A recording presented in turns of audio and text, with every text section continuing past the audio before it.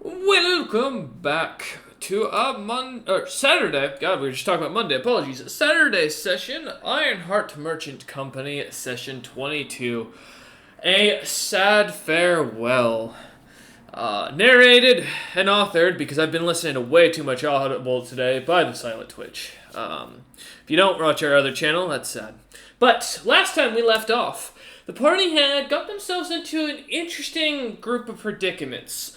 Firstly, starting off with the session going into the underground.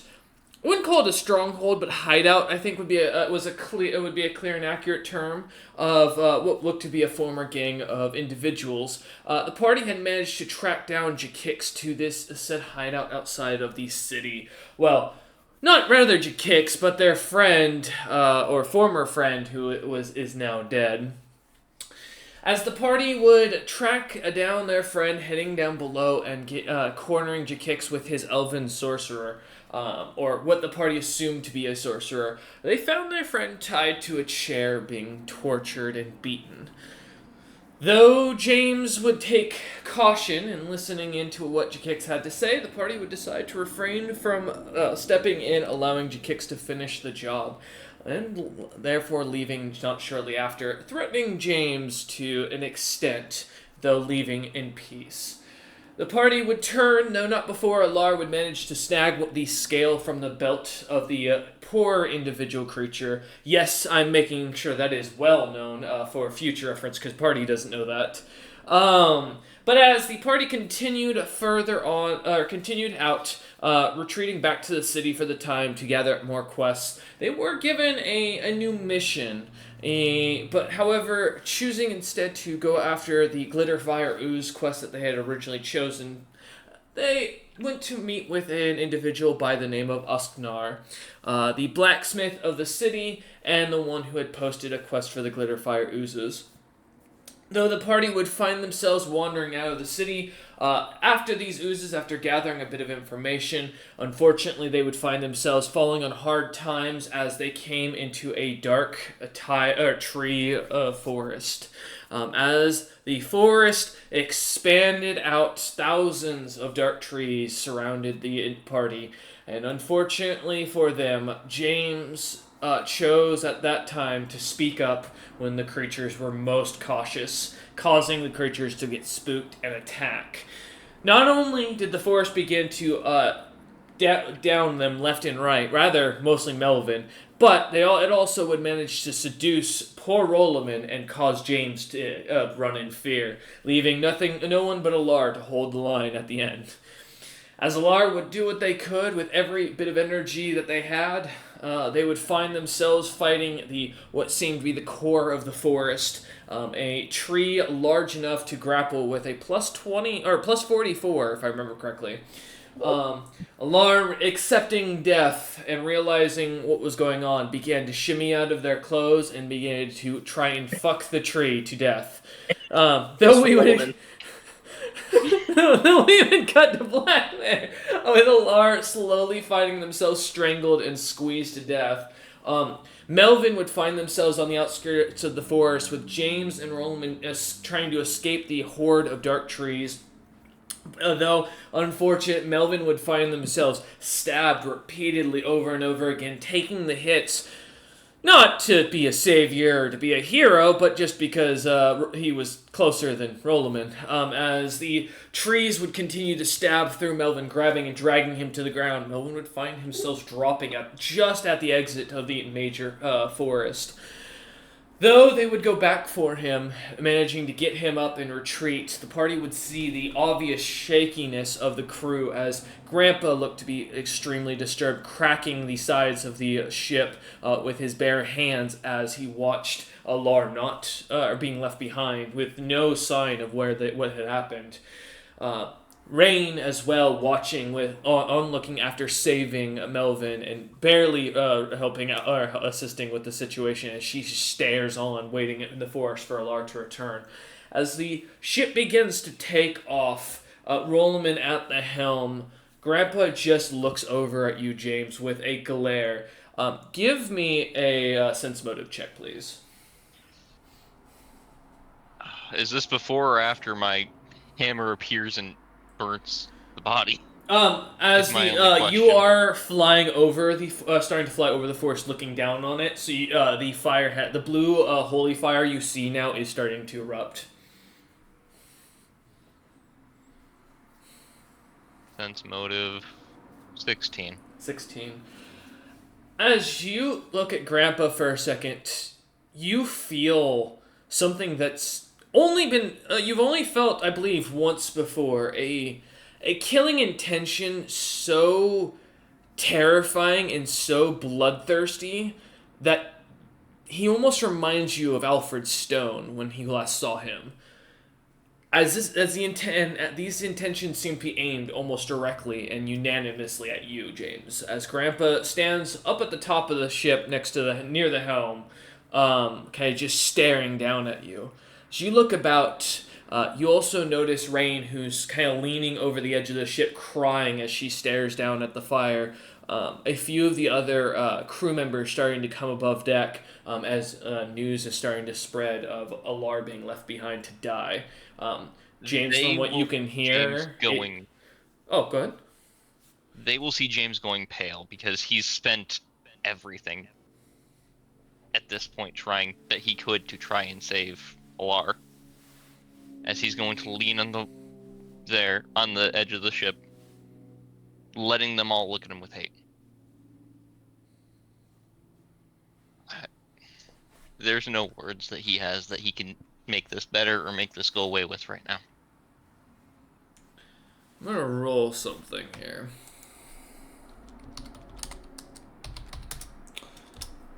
Okay.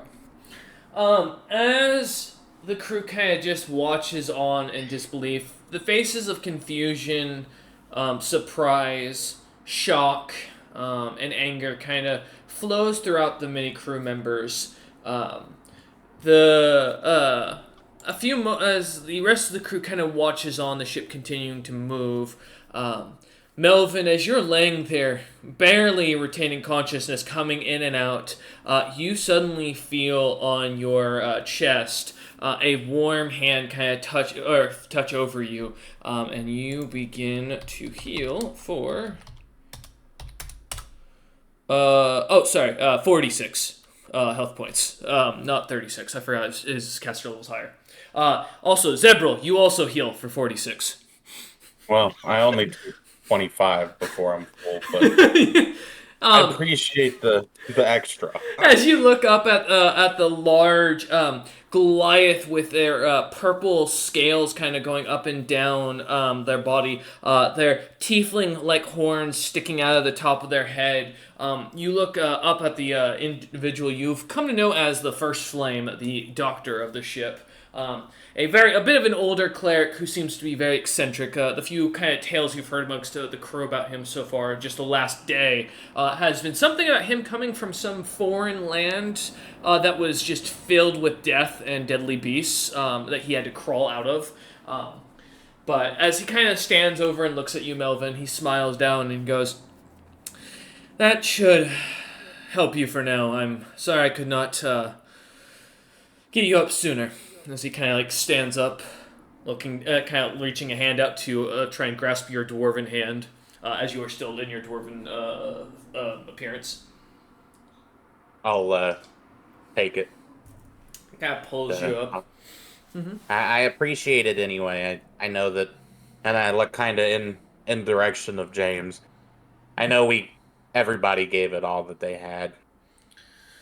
He nods as he looks over at James and then looks over at Roloman, who looks to be just kind of stone-faced, staring forward as he's flying the ship towards the city. And as the First Flame looks back at you, Melvin goes, "Yes, but I have a feeling the crew is going to disembark after this. I don't think our captain has done the job he should have, unfortunately." And he kind of turns, looks over at James one last time, and shakes his head and starts walking towards the stairs that head below deck.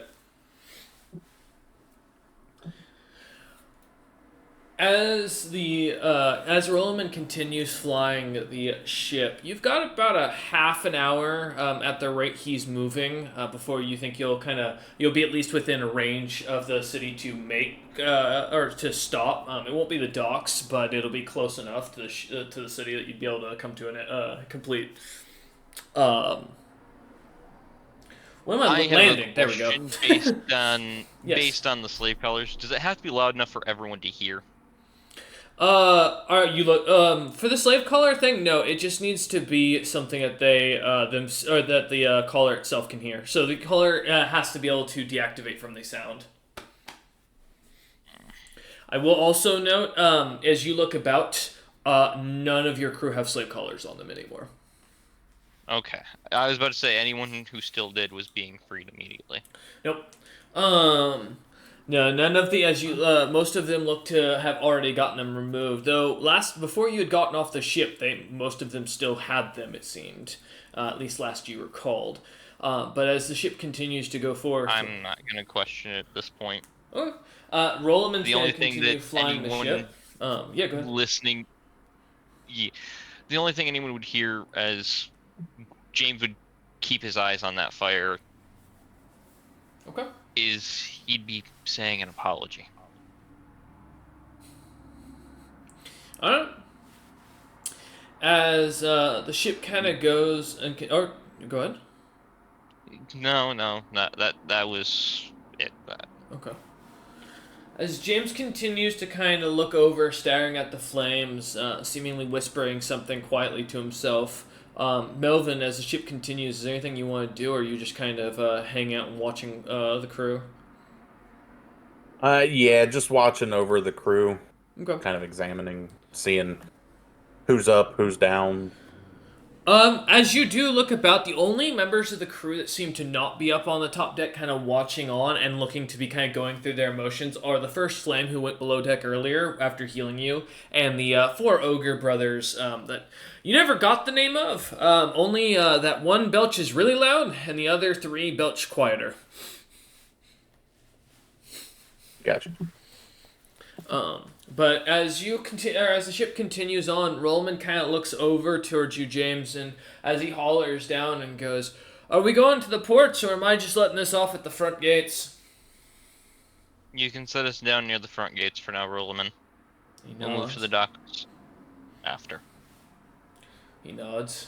So that, as the ship kind of continues, finally coming towards the edge of the city, about a half an hour of travel. As the crew slowly, piece by piece, starts to head down below deck, though Rain and Grandpa staying above. The ship finally comes to a rest about 50 feet from the main road into the gate of the city. The little kobold guard looking up from or down from the gate and kind of waving as he sees the big banner and sees you on the side, James. As he seems to just kind of wave off a few guards almost at the same time. Grandpa just kind of stares at you with just an intense glare as Rollman goes about ordering the crew to tie off the ship and make sure it doesn't go anywhere. James will look at Grandpa, and the first words out of his mouth will be, "I didn't do enough, but I did all I had."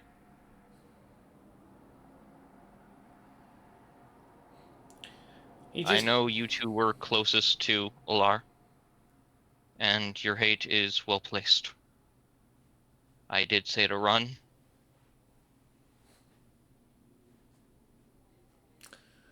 But You see his grandpa kind of just stares at you as he begins to walk forward. As he comes down the deck onto the main deck and walks over to you, creating almost this awkward silence for a few moments as he does. Rain kind of watching as this happens. Grandpa just comes over and kind of just puts his hand onto your shoulder, James, and you see Grandpa as he locks eyes with you, and he goes, "You will now have to live with this. Remember that."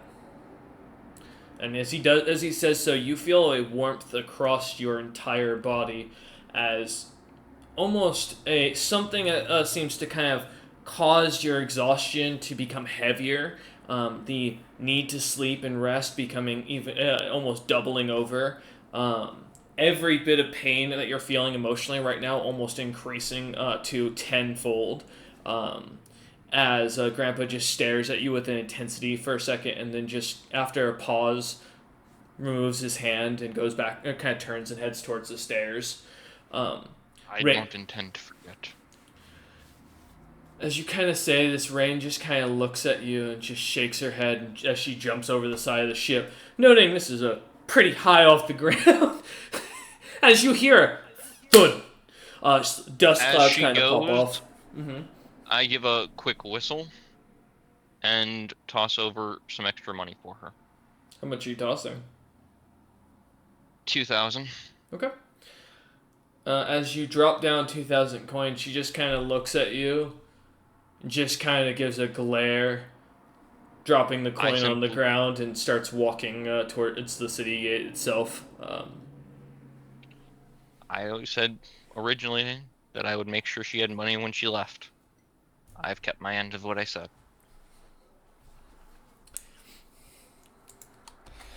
Alright. As she goes off inside into the city, what you are left above deck with nothing but Melvin, Rolleman, and Now for yourself. Melvin, I'm going to be walking up to him because, while the curse is gone, I'm a little annoyed that said to run and he dawdled. Yeah, as you I walk get over you to might not be Melvin. the most Melvin, I understand you might not be the most physical, but the moment we're surrounded by enemies and any one of us says to run, the rest of us should. I understand that, weak. but You were physically the weakest of us. You should have been out trying to get ahead of Rolleman and I. I thank you for trying to cover us. But please, next time, don't wait.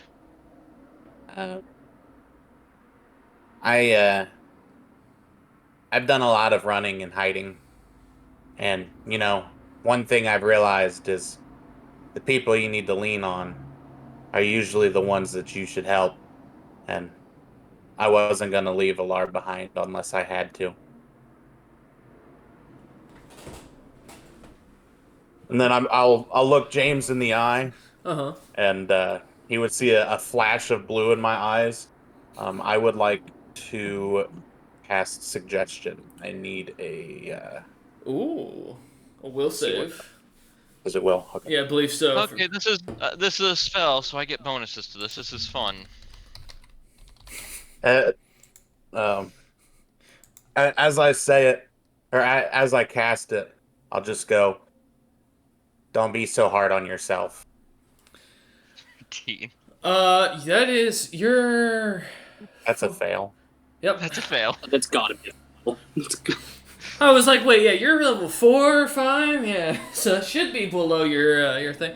Yeah, James, as you hear this, you feel a bit of encouragement to kind of pick yourself up. A sudden realization that it wasn't your fault. You did tell Alara to run, and Alara chose to stand of their own agreement. As you start to think about it, it doesn't make you feel much better on the inside, but you begin to kind of rationalize and become more comfortable with the situation that wasn't your fault. Before I go to rest, I go get Alar's staff. It's the biggest thing that they had, and Alara, remind me, where did you leave your stuff?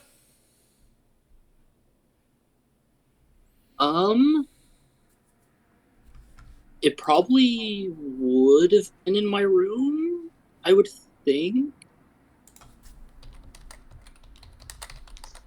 I mean, I can't think of it else that would make sense. Alright, as you kind of turn to head away, James, for a moment, the kind of heading down below, I will mention something that didn't maybe catch your attention. Actually, no. Never mind. Never mind. Disregard that. But as you head down below, heading in towards the room, now kind of feeling a bit more confident in yourself, as after the almost slight pep talk you got from Melvin, heading towards Alar's room, you see as you go to open it up, there is nothing of Alar's remaining in the room.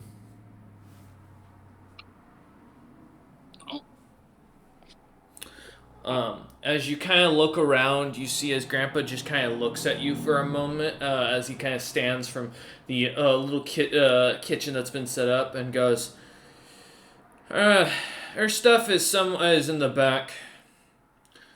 The room's been cleared out as the crew requested. What you're looking for, it's all down below." Thank you.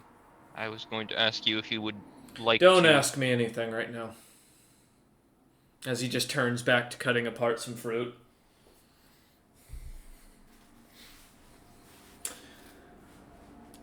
As you kind of stare at him for a moment, James, for a little bit of pause at that. Are you heading down below to go get the large stuff? No, now's not the time to do what I want to do, even though I believe it'd be the better choice to get it done sooner. It should wait at least a little while. Yeah. So where, as far as it goes, then where are you heading? What are you doing? I will go back above deck and head into the captain's quarters for now. Okay. Melvin, as you watch James kind of heading back up, coming back above deck after storming, kind of heading off, a bit of confidence back in his step. As he comes above, looking at you for a moment, kind of a slight smile on his face for just the quickest of seconds as he turns and heads into the captain's quarters, shutting the door behind him. Rollman is still going about working with the 4 ogres to get the ship all set up. Is there anything you'd like to do? Melvin. Nope, I'm good. Okay. As Rollman kind of looks about, waiting for a little while, James, are you just heading to bed in the captain's quarters for the time? No. The first thing I'm doing when I get in there is... James is going to sit at the desk and just think for a bit. Okay. He needs to process this loss, and crafting right now is what he wants to do, but it doesn't feel like it's the right thing to do. So he's just going to draw up some plans for a plaque. Okay. Before going to bed, so that he can honor Alar as what Alar was. Okay.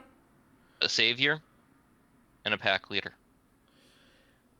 As you kind of begin to work away into the night, kind of finding yourself falling asleep almost at your desk, Rollman kind of goes about his business, working about the ship, getting everything set up, going down to talk to the guards, and kind of staying up front, down below to deal with the captain. As you go below Melvin, the crew, a good few of them seem to be packing items, gathering up things, and generally just kind of looking at you with a strangeness. One of the individuals that kind of comes over to you as as you're kind of sitting there on a bunk watching this, you see as Goodest this large 8 foot tall, 4 foot wide gnoll with long shaggy white hair. Kind of looks at you for a second, just kind of gives an eye, and then kind of turns and heads towards the stairs as he packs up a small bag of belongings. If what you typed in chat is still going on, just let me know. Oh no. Okay. I was like, I don't want to keep going. I was like, I'll give you a second. He kind of looks at you for a second and just kind of glares and goes, "You should get out too, small man." I think I'll be all right. Well, good luck. He kind of just looks and nods and starts to gather the others. You watch as the 2 kobolds, a large baboon, a turtle and owlbear pretty much all head above deck and seem to gather their stuff heading off. As they leave and the night goes on, Rollerman is going to move the ship over in the middle of the night to the new area, or to the docks, to not get, or not be fined. So as you guys begin to kind of check out for the night, in a sense, begin passing out one by one, Melvin down below in the crew's quarters on his deck, or on his bunk, James at his desk. Rollerman begins to kind of take the ship, parking it, and then heading down below to fall asleep himself. As the night goes on, you begin to get 8 hours of long rest. Yes, I did. Yes, that is correct, Zebro. Yeah. From the first flame, the cleric that serves on the Ironheart Merchant Company's ship. But yeah, as you begin, or as you kind of begin to sleep, James, the night goes on, and you find yourself dreaming as you begin to stir and wake up in a large, what looks to be almost heavy, swamp-like river that looks to just stretch for miles. Little huts sticking out of the mud with platforms kind of to sit on. It reminds you almost perfectly of something similar to what Alar had in her room. As you find yourself kind of standing in what looks to be just normal merchant clothing, as yourself knee-deep in the thick river, as you're kind of walking towards what looks to be these huts. What do you want to do? I'll give a soft smile and just slowly get myself out of the water and look around. As you try to pull your feet out, you're looking around for any sort of dry land. There isn't any. Water just flows everywhere. The thick, swampy mud almost lets your feet sink right through as you step forward. On any piece of land that you seem to look for, it's almost as if it's bogged down and seems to have nothing underneath it as you step right through. But as you continue walking forward, looking for a way out, you find one of the huts kind of close to you. As you move another 10 feet forward, pulling yourself up onto the hut, trying to do so, you find your strength kind of almost not there. It feels as if you've been sapped of any power as you see the door open and Alar kind of stepping out, the smell of cooking meat coming from inside the hut. Two other individuals, their shadows kind of slightly depicted on the wall as Alar stands over you, kind of looking down at you, James.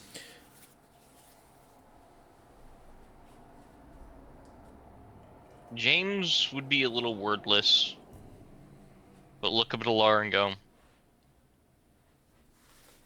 I'm sorry I didn't do more. You taught me my shortcomings and I need to change them. And you saved us. As you say this, Alar, for a moment, you were relaxing, enjoying a peaceful feast with friends and loved ones, people you hadn't seen before. And now you feel as if you're seeing someone you haven't seen in a long time standing below you, sinking beneath the water that is the life itself that your tribe and pack had taught you never to get swept up into. As you look down onto this individual, you don't recognize them, but you feel some sort of pull to them for a moment as they begin to look as if they're sinking into the river, being pulled under. Do you have any words? I think with this person I don't know, I feel like I was close to them, even though I don't know who they are yet. I feel like I should, but I don't. Mm-hmm. I'm feeling. Yep. Alar's time ended. Alar, not walk among whoever you are now. So you lead people in instead because Alar can't. Yes. A lot of them left because I didn't save you. Alar kind of cocks their head to the side, not knowing who James is talking about, and just goes, "Doesn't matter if pack member leaves. Still pack member."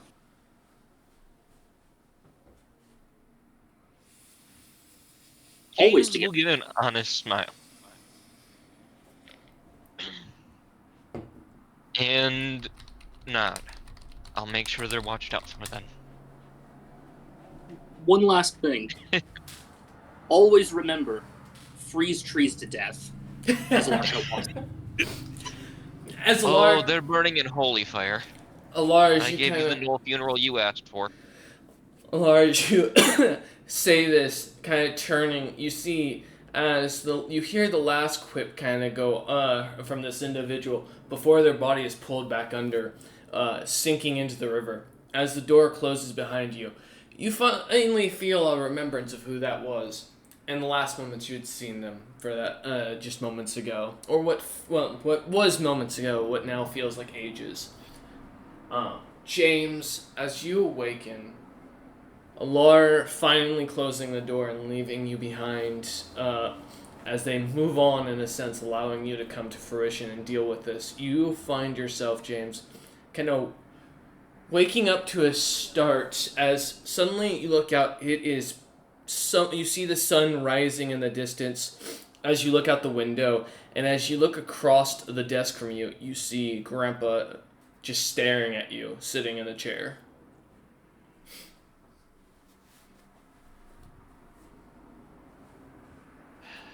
James will take a breath, look at Grandpa.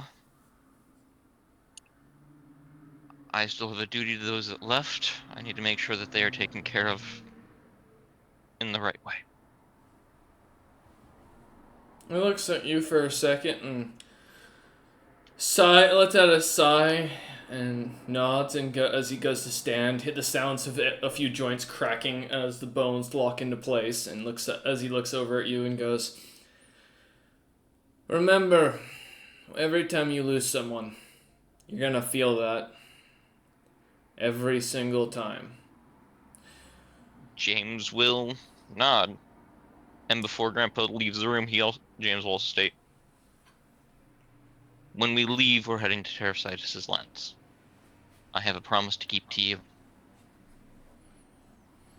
And he looks at as he kind of stops at the door and turns and goes, "If that's what fate will have of us, but fate is a trickier thing than we all know." As he kind of turns and kind of closes the door behind him, heading below. Not moments before after the door shut, does it go flying open with Rollman standing there looking at you with expectation, and as he holds the door open. Rollman, if you could find everyone who left the ship and let them know I have a gift for them. I have a promise to keep and some words from our dearly departed for them. I think we call this severance pay.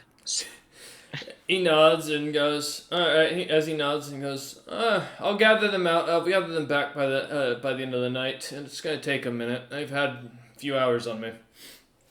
I'd take Melvin with you and go about your business in town for the day. Given what's the current circumstances, the crew may need some I'm going to be time." giving a piece of mind to the guild along with our dear blacksmith that sent us on that job. He nods and goes, "I also got a lead on a new member that's looking, or someone who's looking for work. There's a group of mercenaries that came into, according to the kobold captain." Do you have any idea where they might be? Not in the slightest, but he's hard to miss apparently, because he's got a group of his people, and they read out of really big books, is what the captain said. I didn't think. Do I understand what a lawyer is? The term isn't a well-known or even well-practiced thing. Very few lands actually allow for something of the concept of a lawyer outside of even the outside of the Fey courts. and the fake words are not studied enough for that to be a public information. So I at least know this person's a scholar. Okay. that's what more. It sounds like this. The way it sounds, this could be a member of the collective of Pyrus, for all you know. I'll see if I can track them down and see if they're interested in joining up with us for now. He nods and goes, "It's not to replace Alar, to make clear. It just happened when I was talking to him last night. The captain mentioned that with the fact that we lost Rain, it might be worth looking into a new individual. He's supposedly real capable, but do be wary. He's not the type to back down." As he kind of looks at you for a second, giving you a slight raised eyebrow with that comment. I think I know enough people that refuse to back down. If the coin is still down there on the ground, make sure it gets to Rain. Looks at you and goes, "That's gonna be hard. We drove to the port in the middle of the night. But I'll take a look and see if I can find it." As he kind of turns and closes the door behind him with a heavy sigh as he looks over. I'm not gonna try to force Rain back, but... Yeah, as Rollman kind of heads out onto the deck, you hear him ushering orders to the 4 ogres who seem to kind of step into line real quick and start following Rollman towards the city.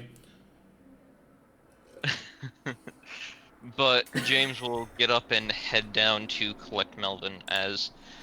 Melvin, you experienced the Force too. You're coming with me to lodge these complaints. You saw more of it than I did due to their effects on me. Melvin, all right. As you're kind of shaken awake, you hear James just say this to you out of nowhere, and you're just like looking up at him with no context, no information, no breakfast, nothing. Go get breakfast from Grandpa first. I'll eat. Is he still on the ship? As you look over, you see Grandpa's working about. He is cooking up something, and it smells average, which is a concern because the ship smelled really good before you left for your mission yesterday. I mean, I'll eat average, I suppose. As he sets out what looks to be some fried meats onto a tray for you two, along with what looks to be just hot water. He just kind of looks at you both of you for a moment, sighs, and goes back to his work as he continues cooking. The few crew members still left about seem to kind of eye and mostly stay away from James, not really saying anything, going about their business. But as you finish up eating, Grandpa kind of takes the plates almost immediately and shoos you away as he kind of starts to kind of not shove, but usher you towards the stairs to head off. Kind of looking at you, Grandpa kind of stares at James for a moment and says as you get to the stairs, goes, "The crew needs some time. Go out, do your business, move on with something, and come back with good news. And I mean news that will put everyone's mind at ease. And if you can't, don't come back." I will tell Grandpa, there's something on the desk in the captain quarters. If you could look at it and tell me what you think. He nods. As he kind of goes about, he nods it, looks back at the crew, and then looks at you for a second and goes,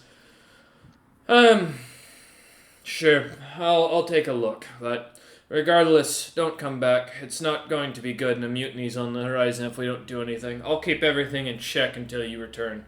But if you return with anything that's bad, you won't have a crew." As he kind of ushers you. Mm-hmm.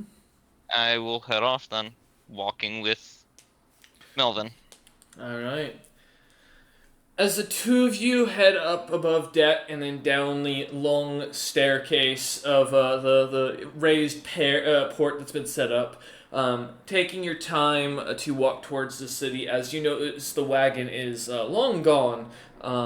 Seeing it in the distance with Rollman and and the 4 ogres carrying it around like a palisade, with Rollman sitting on it. What happened with that, but the two of you kind of head towards the city. It takes about an hour or about 2 hours of walking to get to the gate before you do. As the kobold guard kind of sees you, the captain looks at you and smiles and goes, "Oh, James," and as he looks at Melvin. "Ah, Melvin!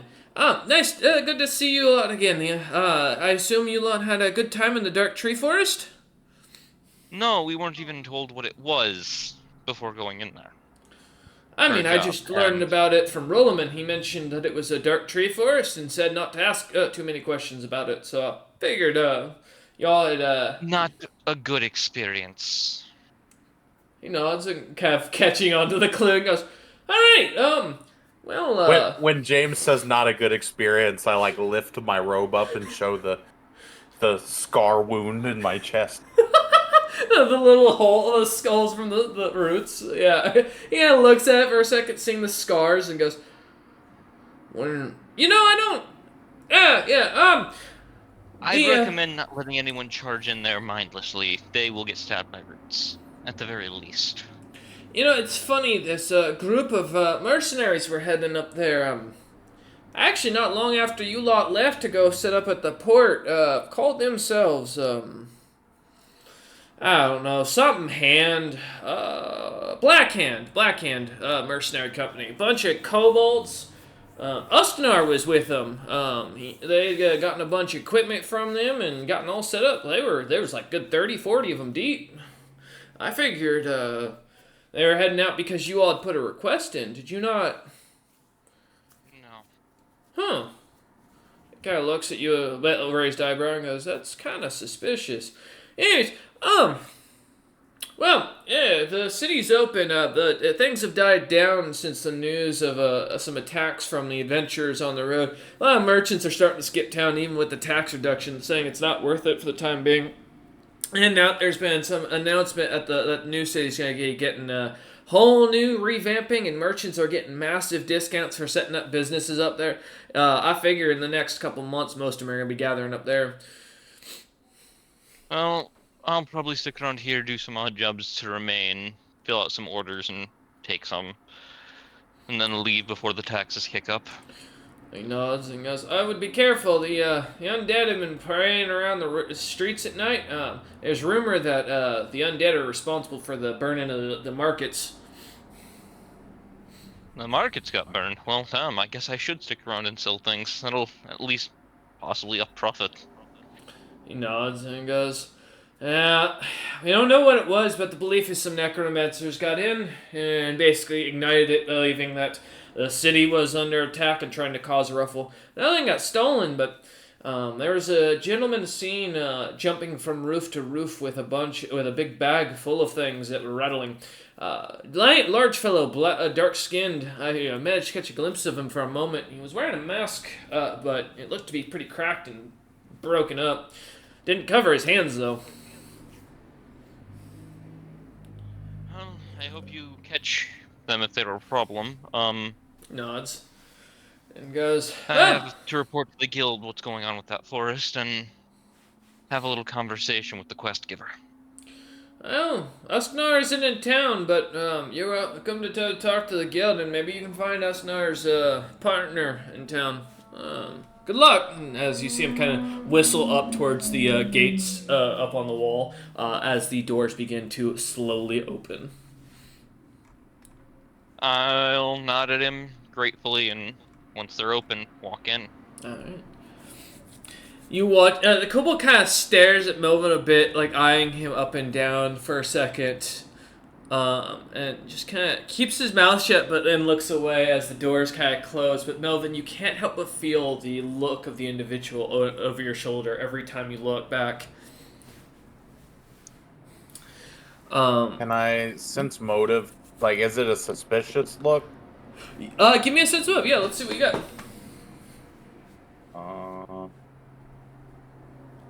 I rolled a 7. It doesn't. I mean, people don't usually stare at you in any kind way, as you found. So the immediate thought you go to is that this individual has some sort of malice towards you. So we walk away. I'll just be like, "Bye," and wave. Kind of see a shocked look for a moment and a kind of cautious and slow wave, but the guard or the captain waves back. All right, as you head into the city, where are you heading first, James and Melvin? Garden's Grace. I need to report on that forest being a danger for All right. people. As you do, heading into the city, and Melvin, I assume you're following along. Yeah. He's like, yeah, it's speed. As you continue heading into the city, passing the major T junction, you do hear a couple merchants starting to get into arguments over something, but nothing catches your attention immediately, James, as you're focused heading towards Garden's Grace. Kind of continuing on your way, it takes you about another hour of a bit walking from the gate to get to the Garden's Grace itself.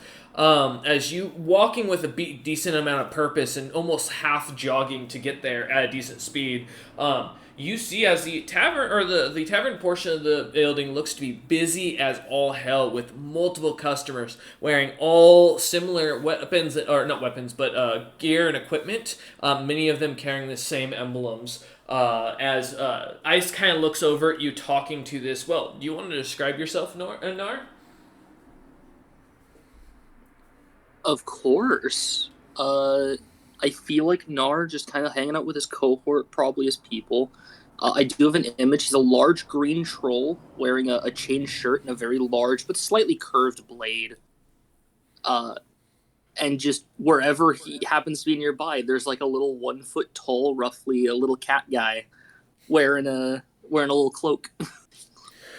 As Ice kind of like looks over at the two entering as the tavern or as the inn door opens, the bell ringing, the little lady sitting out front kind of looking over her shoulder from the garden at Melvin and James. They enter in. The door kind of shuts behind them before Ice says anything. Tavern going slightly almost to a dead quiet as this group of mercenaries kind of sitting and drinking. Nar sitting next to his it's Rakatasa. Oh, what was it? Hmm? Or no, is your cohort Rakshasa outright? Um, he looks like this age is like the little fellas guys, but he is a Heliavoli. Okay. As you see these tiny kobold, what, man, I don't know why my mind's stuck on Cat. kobolds today. Little cat. Yeah, seeing this tiny cat hood and with their bright green hood kind of looking up at you, you sense a strange, almost immediate presence as you look at them, James. Something flashes before your eyes, a sense of this, remembering this holy divine power of just outright power. But this individual doesn't seem to have any immediate aura that hits you. It's not the same thing as what happened with Pierre. I recognize the power from there, I'm guessing. I think James will see they're wearing almost identical collars to what Pierre was wearing. Mm-hmm. James will snap to Raleigh. Because Pierre did say the god's name. Yeah. Ice kind of looks over at you, and kind of like the entire bar goes even quieter if it could. A pin now could drop in here, making noise that would echo throughout the entire guild.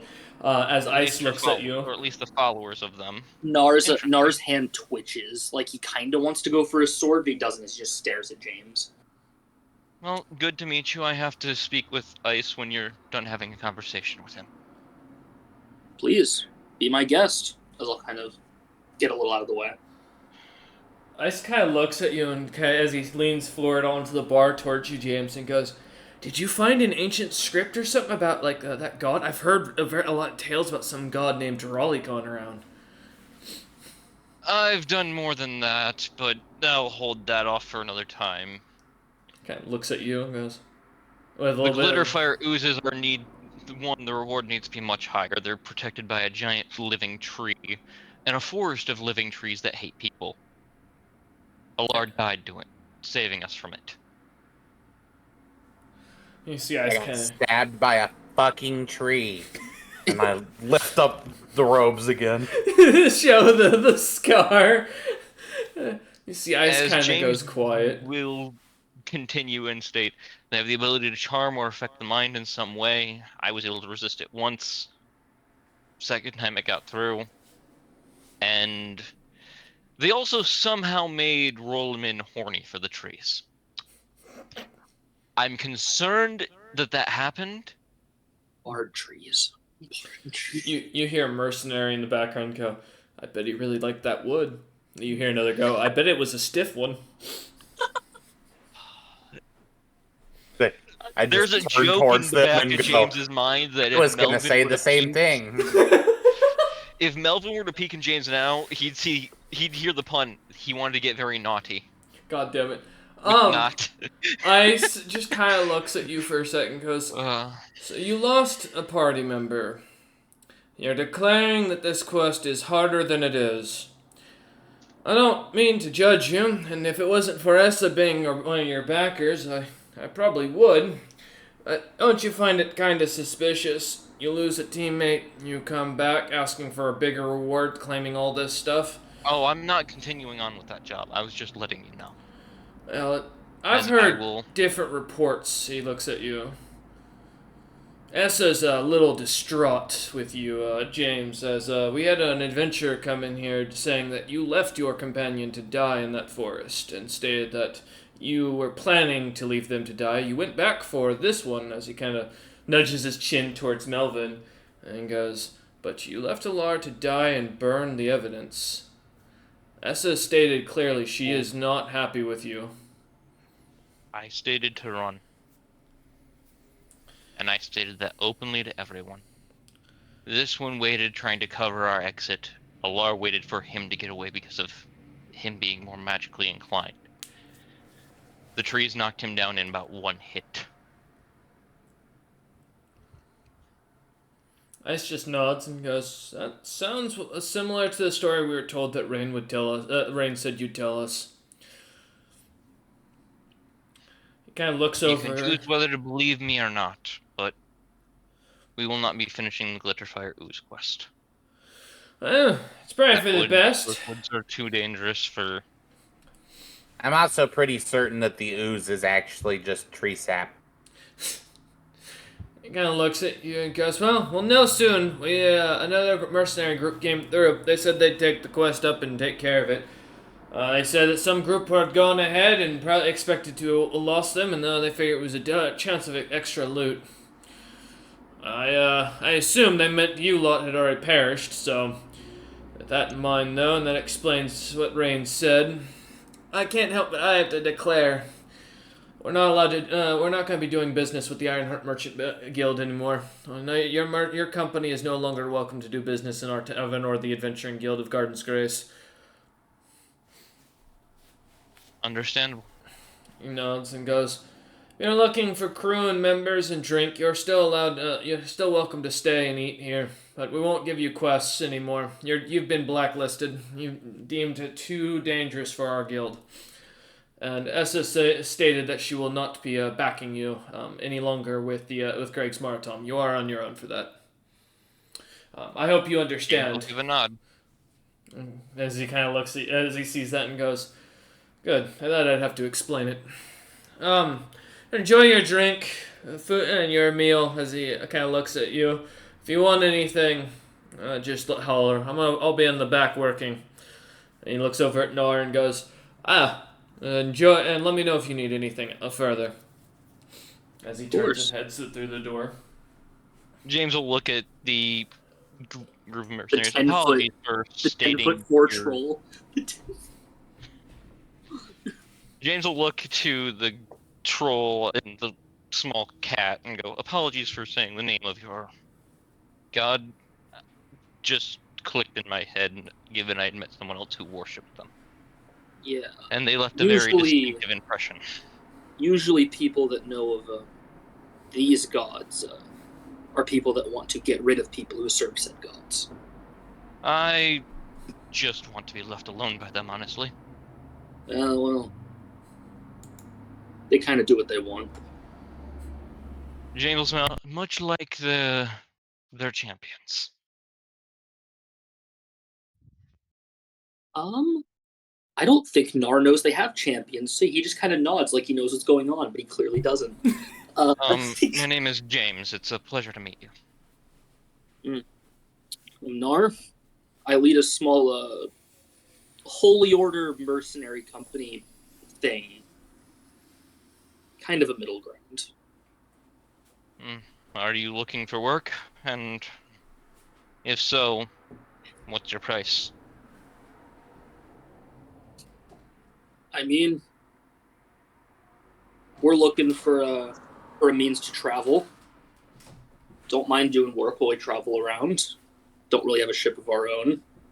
Can Just I can provide that, cut of the loot for whatever we do, I guess. and that can be arranged. I'll also offer item crafting means for you. Oh, we have our own smiths. Here, let me gather everyone. Uh, and I'm gonna walk off to get everyone else. You watch as he turns to the large group of mercenaries that have been in the in another portion of the tavern off to the side, as the L-shaped tavern is kind of designed. Couple of what looks to be stools set up against a wall with a long table pushed up and almost into the wall. Single windows that basically allow drinks and food to be kind of pushed through and handed to those sitting at them. You see a group of these individuals all laughing and joking and drinking, all making jokes about wood and being attracted to trees, as they are still not let it go. Many of them in their cups, as it looks to be, red cheeked and everything. I believe James would recognize one of them as a family member because that was Yes. specifically prepared. James, as you look about the crew, seeing for kind of going down, you see first the two thrycreans that are look to be simple leathers, kind of working with both with what looks to be a grouping of toolkits attached to their backpacks. Still, all noting all these mercenaries are in full gear. The two seemingly chewing on what look to be large beetles at their plates as they drink a green, what looks to it can only be described as sludge at the best of times. Going down beyond that, you see a quite large Loxodon who is assumedly in what looks to be thick robes, kind of dressed more like as if they were a wizard of sorts or a caster of sorts. Though it's kind of hard to tell given their immediate appearance and their width, as a Loxodon are so wide and tall. Yeah. A crocodile beast folk that kind of catches your attention, who seems to almost sit right next to the Loxodon, kind of thick glasses or what thick monocles on, and looks to have a book in one hand as well as a bunch of food, kind of like meat stacked up on a plate in the other, that he is just like pulling and chewing on as he is flipping pages with bones and such that he has cleaned. A large female ogre that at first looks to be almost enough like Nar that you'd get almost guarantee that was Nar's sister. Though they're slightly larger, almost in every aspect. That feels mildly racist to assume, so I'm As a gonna skip that snowbeard, assumption. that's not racism. That's just a thing that it's not a well studied fact on differences between the two races. And they do look very similar. Ogres are typically buffer than trolls, but trolls regenerate, whereas ogres do not. The skipping one of them, as you continue down, kind of looking about, you notice a silver dragonkin who seems to be looking like they're wearing right now merchant's clothing, and look to be very well dressed, almost as if they are slightly either lower nobility or a very wealthy merchant. What looks to be a whole suit of armor kind of attached to their backpack, as they sit there eating and chewing away with a fork and a knife. The only one using silverware of the bunch that you notice. The second to last, what looks to be a llama beast folk, which similarly looks to be wearing, or seems to be in heavy armor, kind of sitting there, chewing on what looks to be a thick plate of salad and vegetables, just grabbing it up from the plate and tossing it into their mouth, occasionally spitting into what looks to be an iron cup that they have set aside next to what looks their water. The last one that kind of catches your attention, as you almost have to do a double take going back to them, is a snowbeard that looks slightly younger than you. A very thick, kind of white beard coming off, and thick white hair. Their eyes looking almost average. Everything about them looks to be normal for a snowbeard, but as you do notice, the slight look in their eyes and their nose almost is just enough to catch your attention that they look like they could be related. And as it kind of begins to stick, you recognize Vodek as your cousin. Cousin? I'll stop at Vodak and go, cousin? Kind of Wasn't turns, Modak? looks at you, looks you up and down, and goes, and looks over at Nar, and then looks back at you, James, and goes, "Sir, can I punch him?" I'm not going to stop you. Okay. Looks at James, and he is going to swing. Please hit the armor. That is. I'm not gonna check what the modifier is because I know that don't hit. Yeah, think he's it's punching more- my armor. It's at most like a +3. I don't think it matters. You Even feel. my touch AC. You feel as the hand kind of pushes up against your armor, and what you think it feels, what looks like him just kind of giving you a kind of a light check onto your shoulder. Appears this, but you can almost immediately realize the intention was to cause damage as he kind of takes his fist away. It is glowing red as he puts it down into his pocket. And just kind of stares at you, trying not to show him, like, the hand seething, and glares at you and goes, "You left our entire clan to die. Our family is going to die. You fucking The traitorous moment he says bastard." that, the moment he starts saying that, James will look at him, and there is a fire in James's eyes. You think I haven't tried to figure out a way around that? You think I'm not trying to figure out a way to stop it? I set out on my own to make a name for myself so that I can do something different. Had I known what was going to happen, you think I wouldn't have come back sooner? He stares at you and goes, There's this hard moment of James is considering punching, but given his history with melee combat, he's 50-50 on it. Also, maybe not the greatest introduction to your new employees. Just punch one of them in the face. But James simply takes a breath and looks and goes, "So, I'm glad you're okay, though." "Our family's dying. An entire clan is wiped out. And your noble ass is out here playing merchant instead of leading them and giving them the direction. You know, your father could have just been told by you to turn his nose and a dip to the other side, and he wouldn't have been wiped out. Our entire clan wouldn't be dead. You understand the power you held and the power you just gave up and let how... It's not, oh, I went off and I became a merchant to prove myself. I disavowed my name. I don't give a damn about your disavows. You had a responsibility. And because of that, no one filled it, and look what happened. I don't care who you are, what you do now. I will follow Nar. I am no family nor kin to you." As he just kind of stares, turns back, and sits down. The rest of the mercenaries just awkwardly like staring in silence as they finally go back to eating. And as one kind of pipes up and makes a joke, one of the Thrycreen you hear speak out in common goes, "Talk about a rough family dinner," and the entire group just starts giggling at that. James is actually going to crack a smile at that at this point, because... Well, since you already know Vodek, apparently, I guess quick naming, and I'll just go down the list.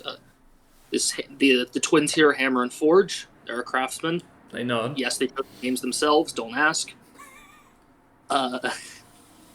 You know, I don't have good experience with names in Thrycreen.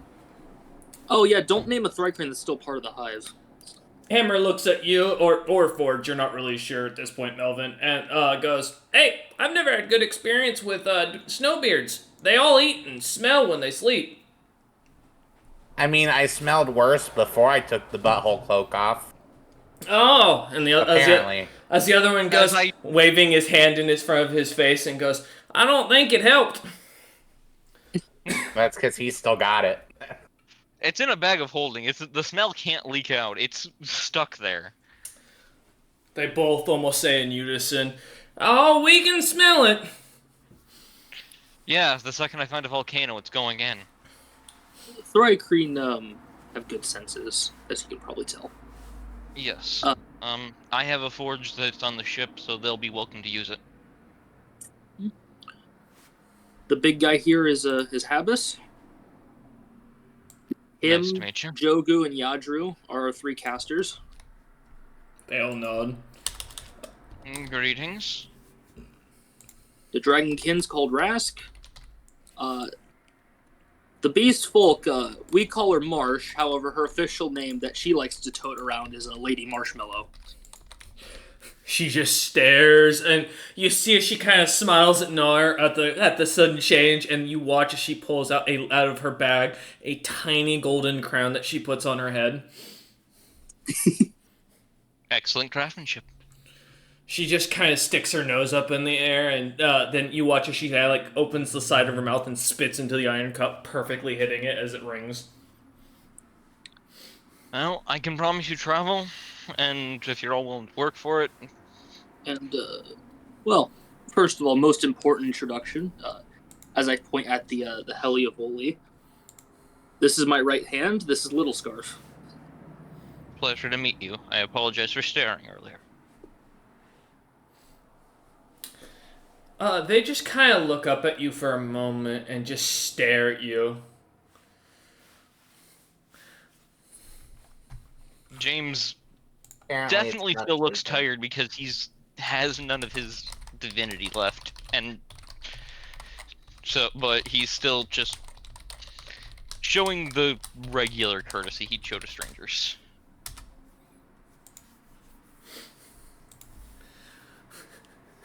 Take your apology back now. They're staring.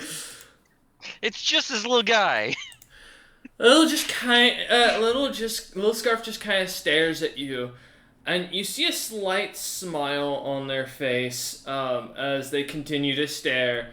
And as they don't seem to speak up at first, you just notice they seem to be absolutely silent, almost on purpose, as they look at you, not speaking a word. I'll just give them a nod, then look back to Nar. I can agree to your terms, and depending on how well we do with sale-wise, I may be able to also give you a stipend for equipment, food, extra foodstuffs. We can also pick up and supply you with potions, even if you'd like. Yeah, just, one thing to keep in mind if you do hire us. At the end of the day, we do have a job to do from our divine, if you will.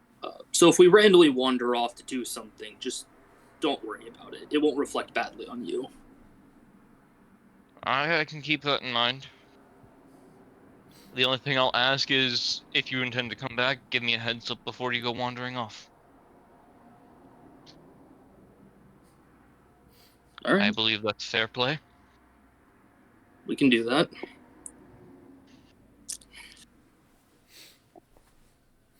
As Do I remember what kind of fighter my cousin was, by the way? Give me let's say a knowledge check, and we'll do a knowledge I'm gonna history. go with not barehanded. I mean, he could pull out bare hands. You don't know. Well, true. 7. James, you are born to the main two clans, and were expected to take up basically a head position as the focal point to a new clan that would merge the two. You didn't get much time with many of the lesser branches of your own family.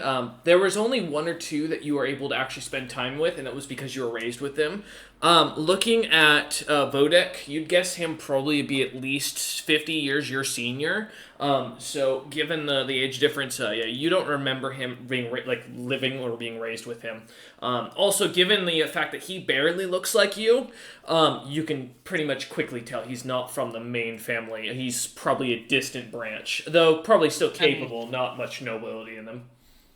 I'll nod. And what other services? What are all of your services that you provide? Well, other than the others, which are pretty straightforward, as we've set up, I like to study the laws of various lands, along with Little Scarf. So if you need counsel, James is going to crack a smile. Then yes, I'll absolutely hire you. Outside for that. As you heard from... As I'll gesture to... I forget his name suddenly, fuck. Ice. That was not his name. No, my cousin. Oh, Vodek? Vodek? Yeah, I just wrote them all down, dude. They're in chat. Thank you. I was looking for it for a moment, and then I was like, I'm shit.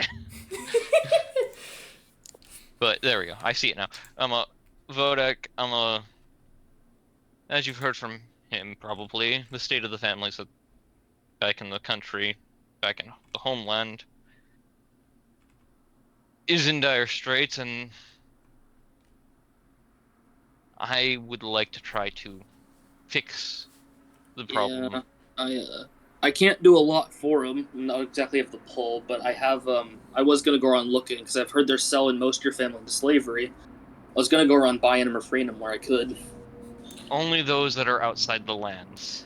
At the mention of Nor mentioning slavery, you see Vodek's shoulders almost immediately like get tense as his back is currently turned to you, and you watch as he kind of grabs a very dark brown drink and seems to down it quite quickly at that. That's Uh, only outside of the homelands. I have some information that the ones that are within will probably be executed.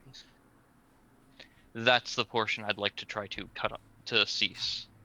I mean, Along with, I will also fund, if necessary, I can the certainly purchasing of any that we find outside. I can certainly try legally, but the trolls aren't doing incredibly well, and well, Snowbeard law is quite strict.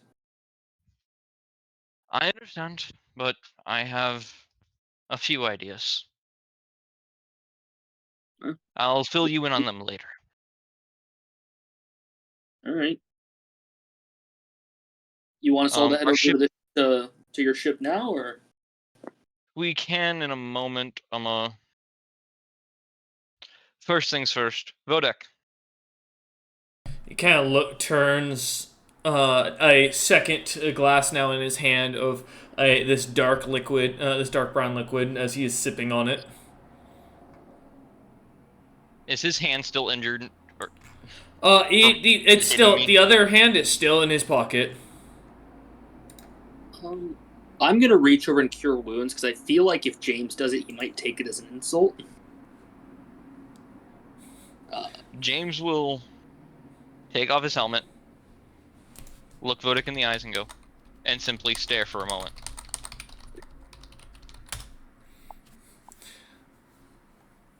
You might not be my kin, but I'm glad you're fine. Before putting his helmet back on, looking at Nar, he goes, "It's the Iron Pioneer at the docks. You are welcome to show up as you want." Uh, I'll nod that over to the others and just say, when you guys want to head over, well, whenever you finish eating and doing whatever, we'll stay with this I'm one. I'm going to purchase a bunch of bottles and possibly hide this stinking bag of holding somewhere. It's more or less a ticking time bomb. Someone turns this inside out and it'll clear half a city. You said it smells awful? Yeah. I open it up just enough to let I hold it up to him and go, "When we're outside, take a whiff." I'm not going to do that. And I'll ask again. You said it smells awful. Yes. Yes, and also has a couple corpses of undead in it. Why don't you just sell it to a troll? Not me, but, you know. They kind of have a reverse scent thing. They like bad smells. That's fair. Maybe when I see them next, I can sell it off to them. James, give me a spot check, please.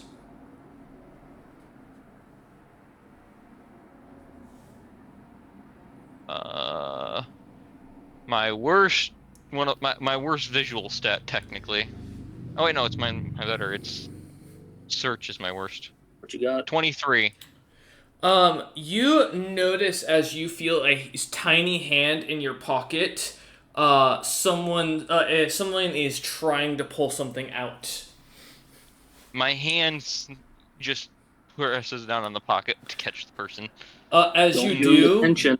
you feel the hand pull out almost immediately as you go to reach down. And Melvin, as you look off to the side, you see the small phallus-looking creature or hooded creature suddenly dive into what looks to be a shadow, vanishing. Mm. But James will keep that in mind and simply ensure that he hasn't lost anything.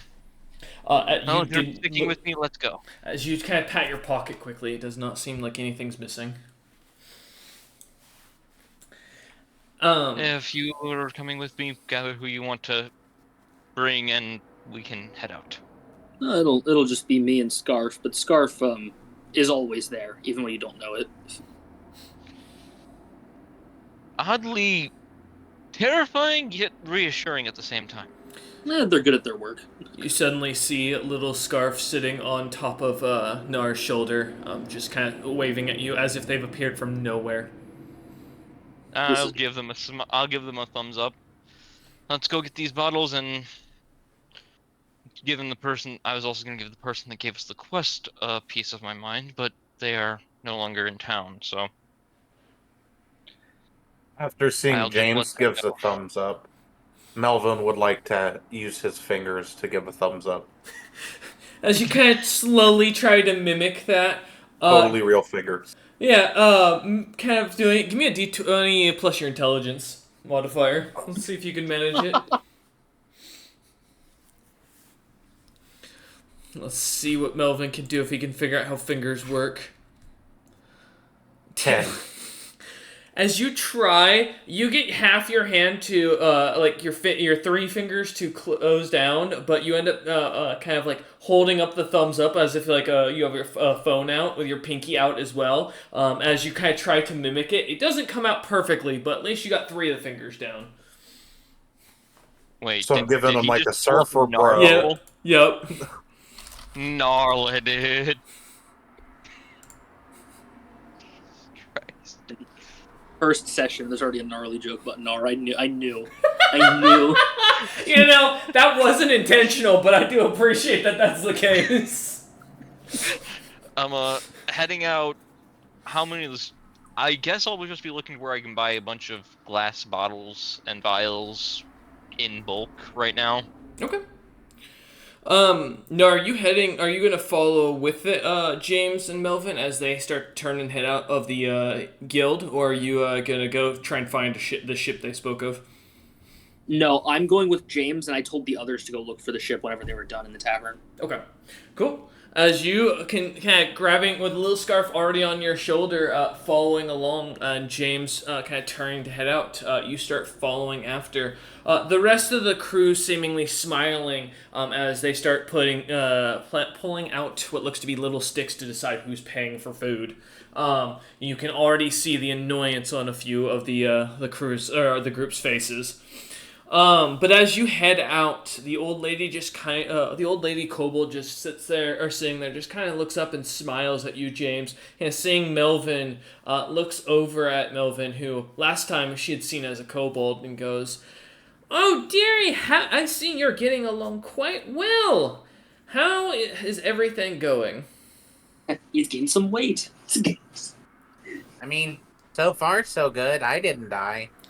Yes, and you And then smell so much better. Oh, good. As soon as I say that I didn't die, I'm like, ooh, too soon kind of face. The moment you say that, James's James's head turns to you. She looks at you and smiles, and she goes, "You smell so much better, too. I was really worried no one would want you. I'm glad to see that you're gonna do so well." I'll try and teach him some common sense, too. Well, how about I give you something for the great service you've done for this young man? How about, I'm really good at telling futures. Used to do it for my grandkids. Did real well for him, led him to a great life, led my daughter to doing quite well for herself. I haven't been wrong yet. She just looks at James expectingly. Will pause for a moment. How about you tell...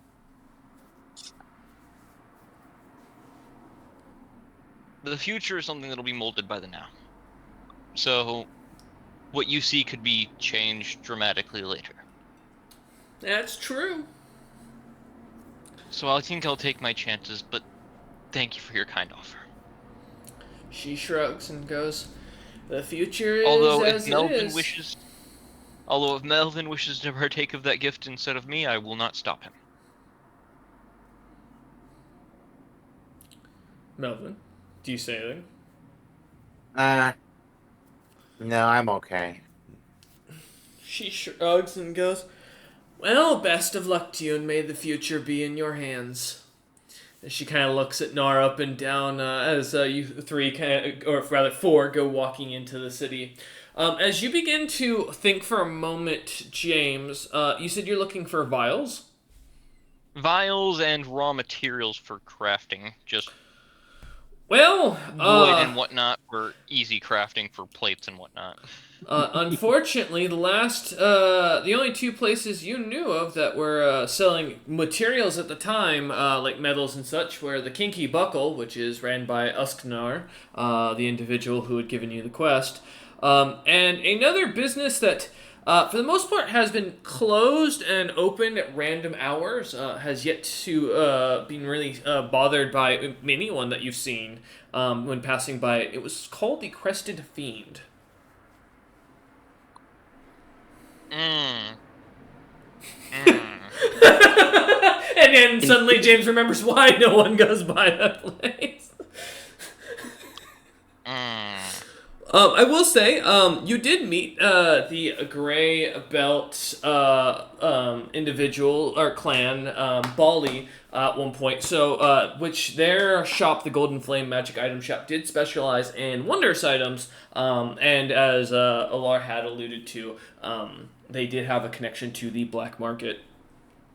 I'll go see if they have any way to get me bottles and materials. All right. As you begin heading towards, heading up towards the T junction of the city, continuing on, give me another spot check. Melvin and James this time. Oh. Stop trying to rob me. 15. No one's trying to rob anyone. Nat 20 for a 23. Damn. All right. James, as you go looking about or look about yourself, something for a moment feels lighter as you kind of start patting yourself down, and then you notice the large quarterstaff that was on your back, or rather the medium quarterstaff that was on your back, is gone. As you kind of look about yourself, Okay, I've Melvin, lost my regular quarterstaff.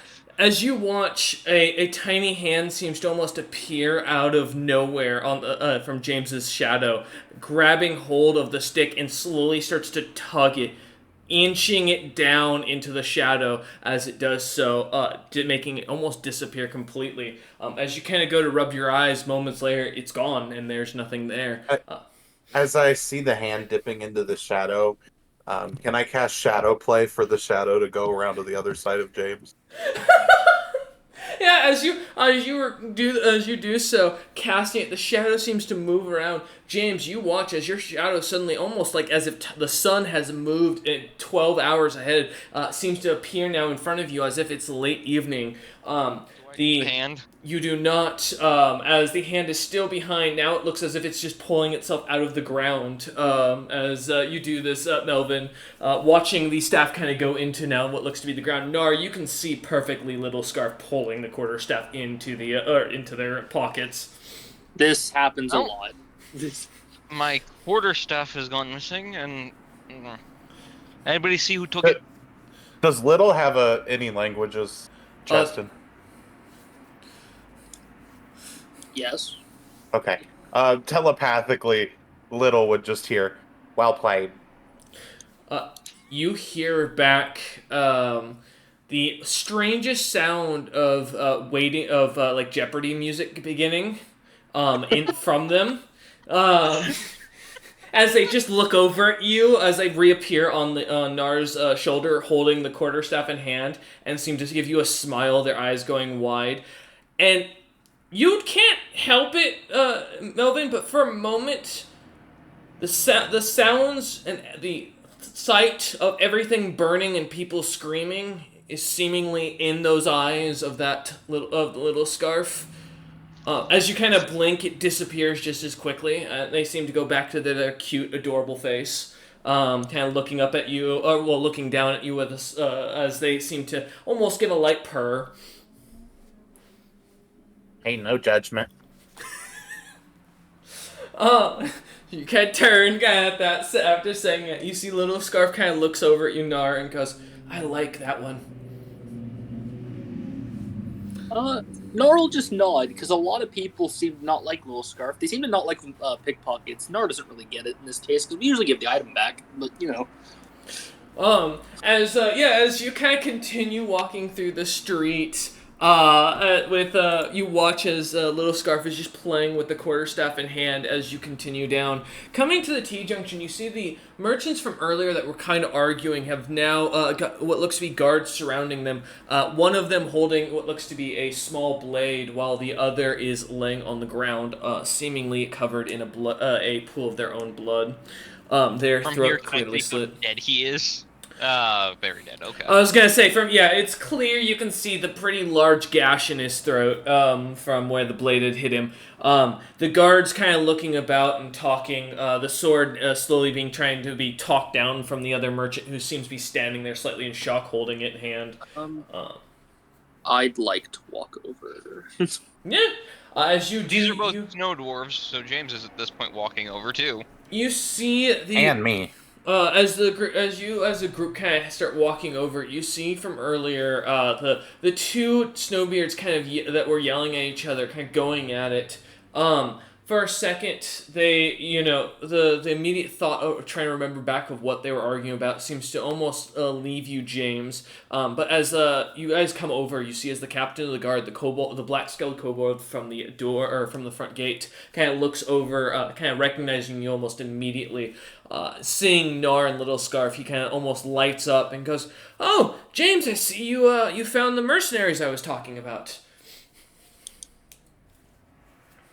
James will nod and go, "Yeah, and they've been kind enough to come into my employ for now." Perfect. They're sweet people. He kind of looks up and he goes, "Although I am still missing about 20 gold pieces. I was told I'd be giving it back. I'm waiting for that." As you see him kind of look up at Nar for a second. Look, Nar blinks. He doesn't keep track of everyone who gets things taken, and I'll hand him 20 gold. He nods as he looks at the gold and goes, "Alright, well, now that that's taken care of, and that's going back to the city's coin purse. I apologize. It looks like we had a disagreement between two individuals. Something about some business dealings.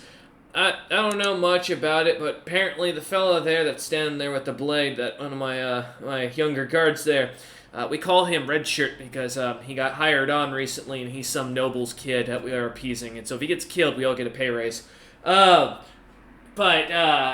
over there talking down. Apparently he's working for some smiling fella. A group that's burned down one of the other adventuring guilds in town. And the guy on the ground there that's dead, well, he was somebody that was some local that was traveling about and had some good news on the Snowbeards. And an individual called Jakix is what passerbys were saying. Was trying to sell it. Apparently got stabbed for it. I don't know if you know anything about this fella, but everyone's been putting out bounty posters, wanted posters. Hell, I hear that one sleeping dragon in the far west is even wanting him taken down. At this point, there's more eyes on the individual than I can imagine. Given his abilities and whatnot, I can see why. I've crossed paths with him a couple times. I mean, you know if he's got anything to do with or if he'd set merchants to killing each other? I can see him possibly doing it. God damn it.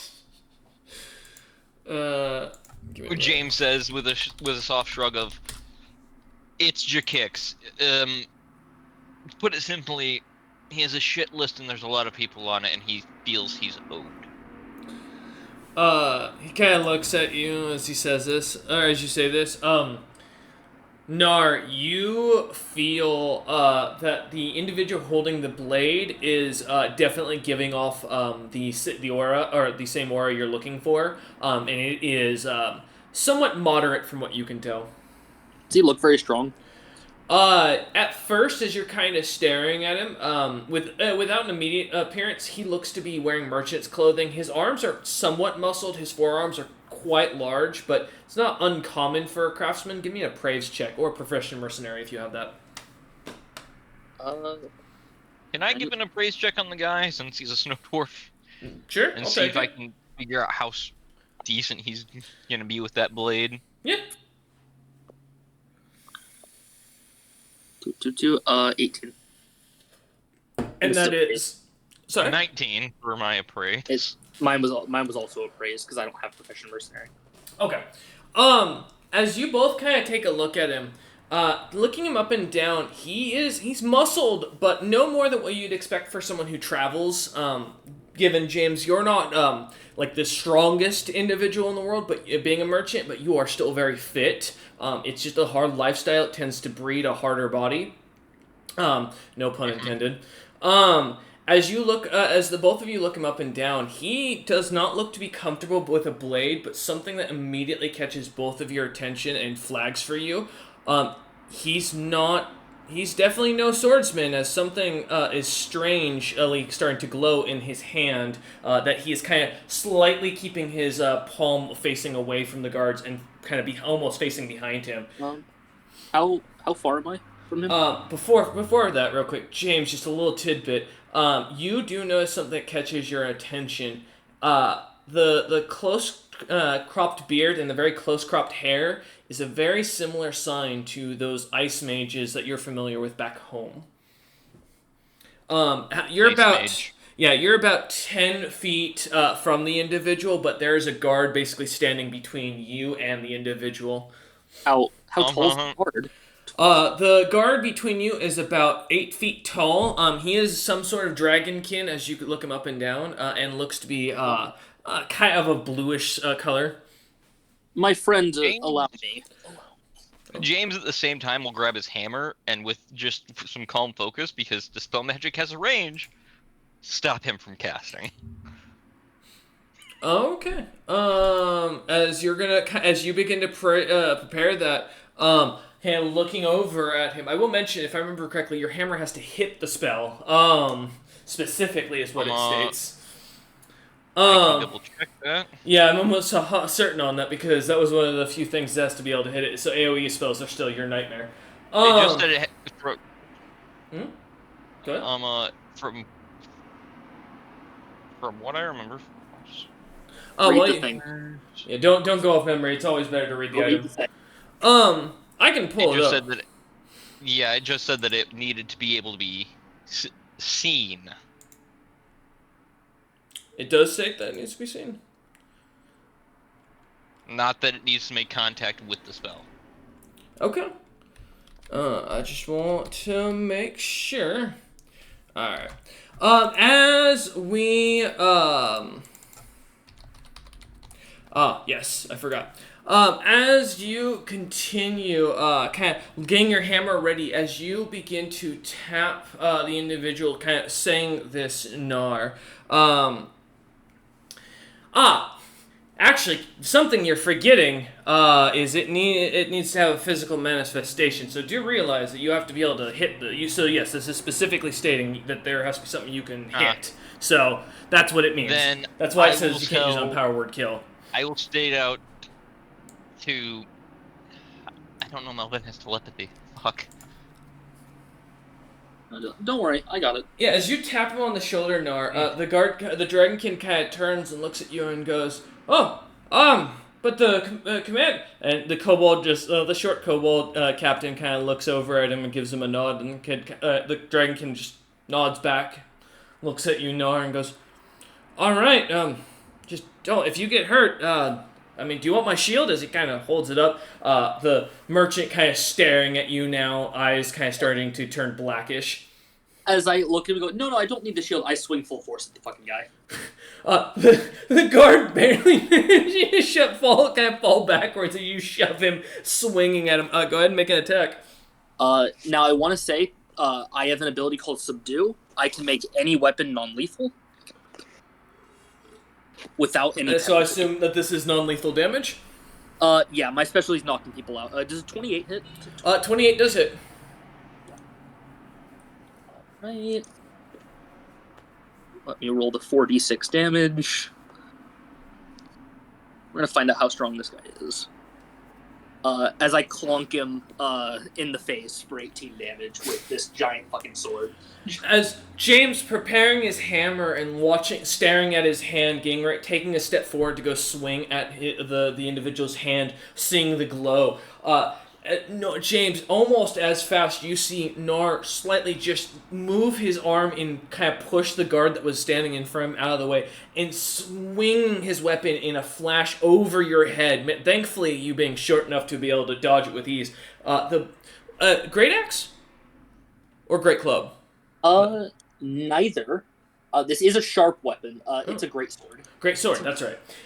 The great sword slamming into the sword, and you watch as the blade cracks almost as neatly as it turns and seems to smack into the side of the head of the creature, or of the caster. As his eyes start to go black for a moment, as the impact hits, the blackness seems to dissipate, and the individual falls, kind of slightly slamming into the ground on their side, dust picking up as they kind of hit the ground I will turn hard. to the kobold captain and inform him that is a ice mage from the Snowbeards.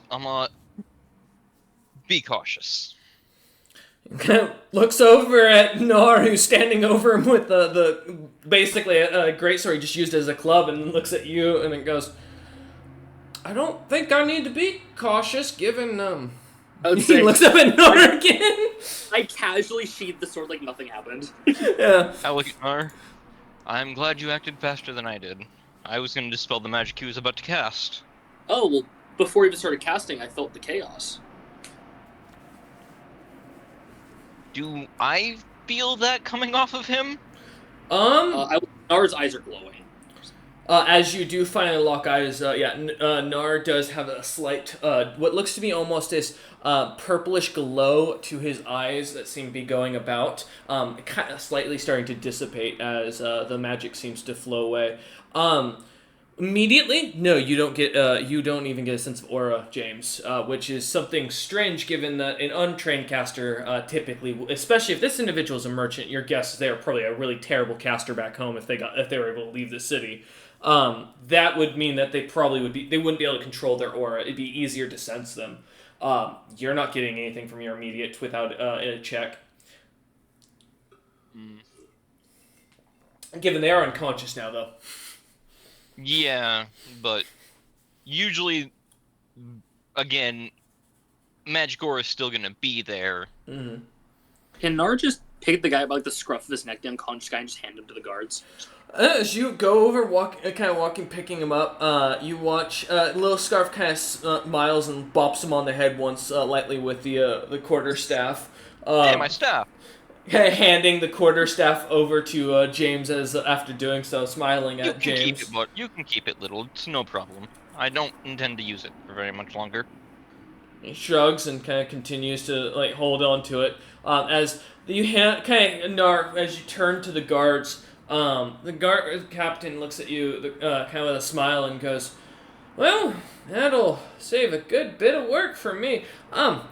Give me a minute," as he kind of turns and digs out of his bag of holding, pulling out some thick bronze shackles and kind of clamps them down and goes, "All right, a recruit," as he kind of points to the dragonkin you had earlier kind of pushed out of the way. He goes, "You're carrying him. He's too fat for me." As he turns and starts kind of walking with his little regiment, the recruit taking the captive by the chains and kind of starting to almost carry him like an upside down pig, walking with the rest of the guards. They begin to head off.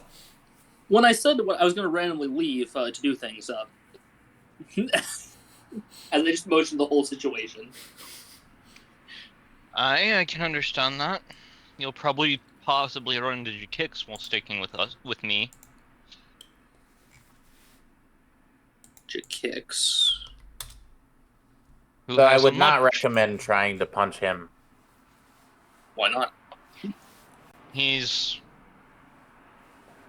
to put it simply, 3 times as powerful as my magic is, at minimum. I think Nar blinks because the only caster on first level I know is Little, who's not only a mage because they're a beguiler. But he'll just nod. I mean, Nar doesn't know much about casters. Little just kind of looks on at this discussion, just kind of shrugs. But Anyway, where are we headed?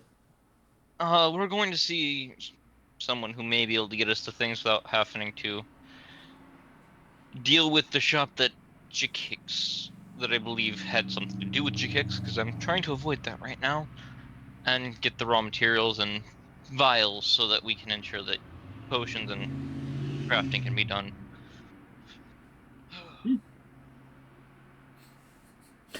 All right. As you kind of explain this, continuing on your way, it takes you another 10 or so minutes, roughly, as you finally make it to the actual junction. Seeing the shop itself, again, an unremarkable building, though it's with about being half the height of an adult dragon. It seems to stand mostly with some the stonework with the runes carved in it. This is the shop that, as I believe James specifically called it, Howl's Moving Shop. Yes, this is the same shop that reads in arcane runes in Dwarvish that allows the shop to get up and walk away. Yeah.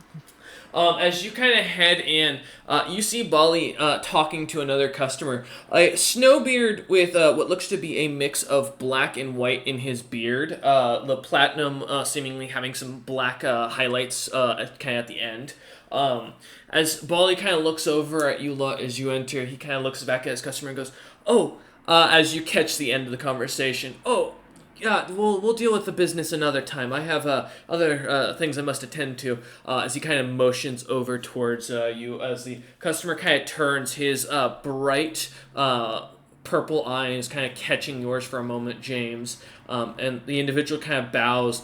Their heavy nobleman's clothing that looks to be almost winter-like clothing, seemingly with thick, dark furs, kind of sticks out to you for a moment. You've never seen a snowbeard with a black tip beard before. As he kind of walks past, nodding to you and bowing, and then seems to kind of edge his way around Nar and out the door. Sorry to interrupt. Bali looks up at you and goes, "Oh, no, it's no interruption. You know how customers be in these days. No one wants to be, vocal about what they're doing. And we make a business of privacy when asked and requested. So I felt it best for both you, since you're both very well-respected customers, but you, of course, pay better, that I ask him to come back a little later." As he kind of gives a slight smile. Alright, thank you for that. I'm just looking to get a hold of some materials and vials, as we'll be setting out probably by the end of the month, and rather have supplies on hand. "Ah, I understand. Hey, if you're a friend of Lore had left some stuff for you. I thought they'd be coming to pick it up, but I guess not. Do you want it? I assume that, or are they coming by later?" Take it. Perfect. Kind of pulls out this belt, sets it on the table, and goes, It has a scale in it. I guess the order was placed, well, not 2 hours ago. I didn't think you'd be coming by this quickly, though." He kind of looks at you and goes, "The scale inside of it seems to be worth something, but I figure it might be something you might want to keep a hold of." Do I recognize the belt? Almost immediately. Yeah, it's the same belt as not Long Tusk. Let me check my notes. No, Long I want Tusk? to defend Lost Tusk. Sorry, yeah. I was like, I know it Lost starts with Tusk. an L. Yeah. Cameron, I want to defend us with the scale thing. The plan was to return it to get political favor for the company, but then I James died. is going to look at it, and at this point, have the general idea of, Alar was getting this for a reason. There's only 2 reasons I can think of. I'm gonna hope it wasn't for a trophy.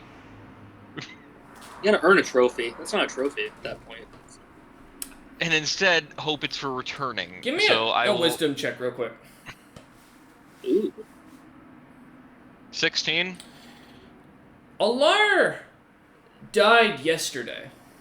This individual just said that this belt was brought in at a request 2 hours ago by Alar. That immediately, James, begins to kind of flag in your head. Yo, that math ain't mathin'. Blinking a few times. I noticed that, but Nar doesn't know this. I'll accept this. Yes, how much is owed for it? It was paid up front. Well, I had some fella with I assumed it was one of your employees. I had dark red skin, posh fella, dressed really well.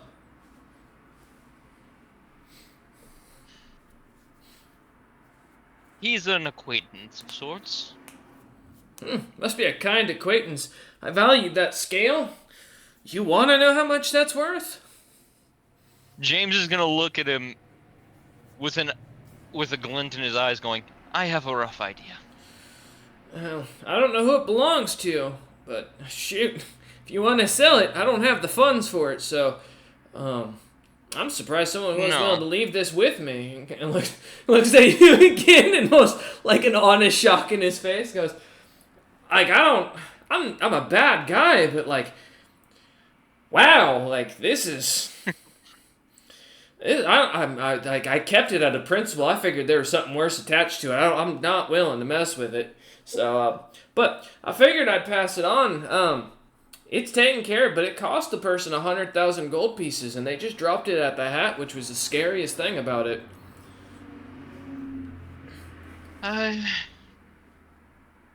Yes, and I will make sure to thank them next time I see them. He shrugs and goes, well, it's yours. I mean, it's paid for. As he kind of pushes it over to you, and continues and goes, were you just here to collect, or did you want to buy anything, or is Alar planning to come by to do more business? Alarm, I'm unsure of what Alar is going to be doing, but I was wondering if you could get me, like I said, a good amount of vials in bulk and some raw materials, wooden, for the main thing. He nods and goes, materials and vials, of course. So you're not going to tell me that you lost your friend?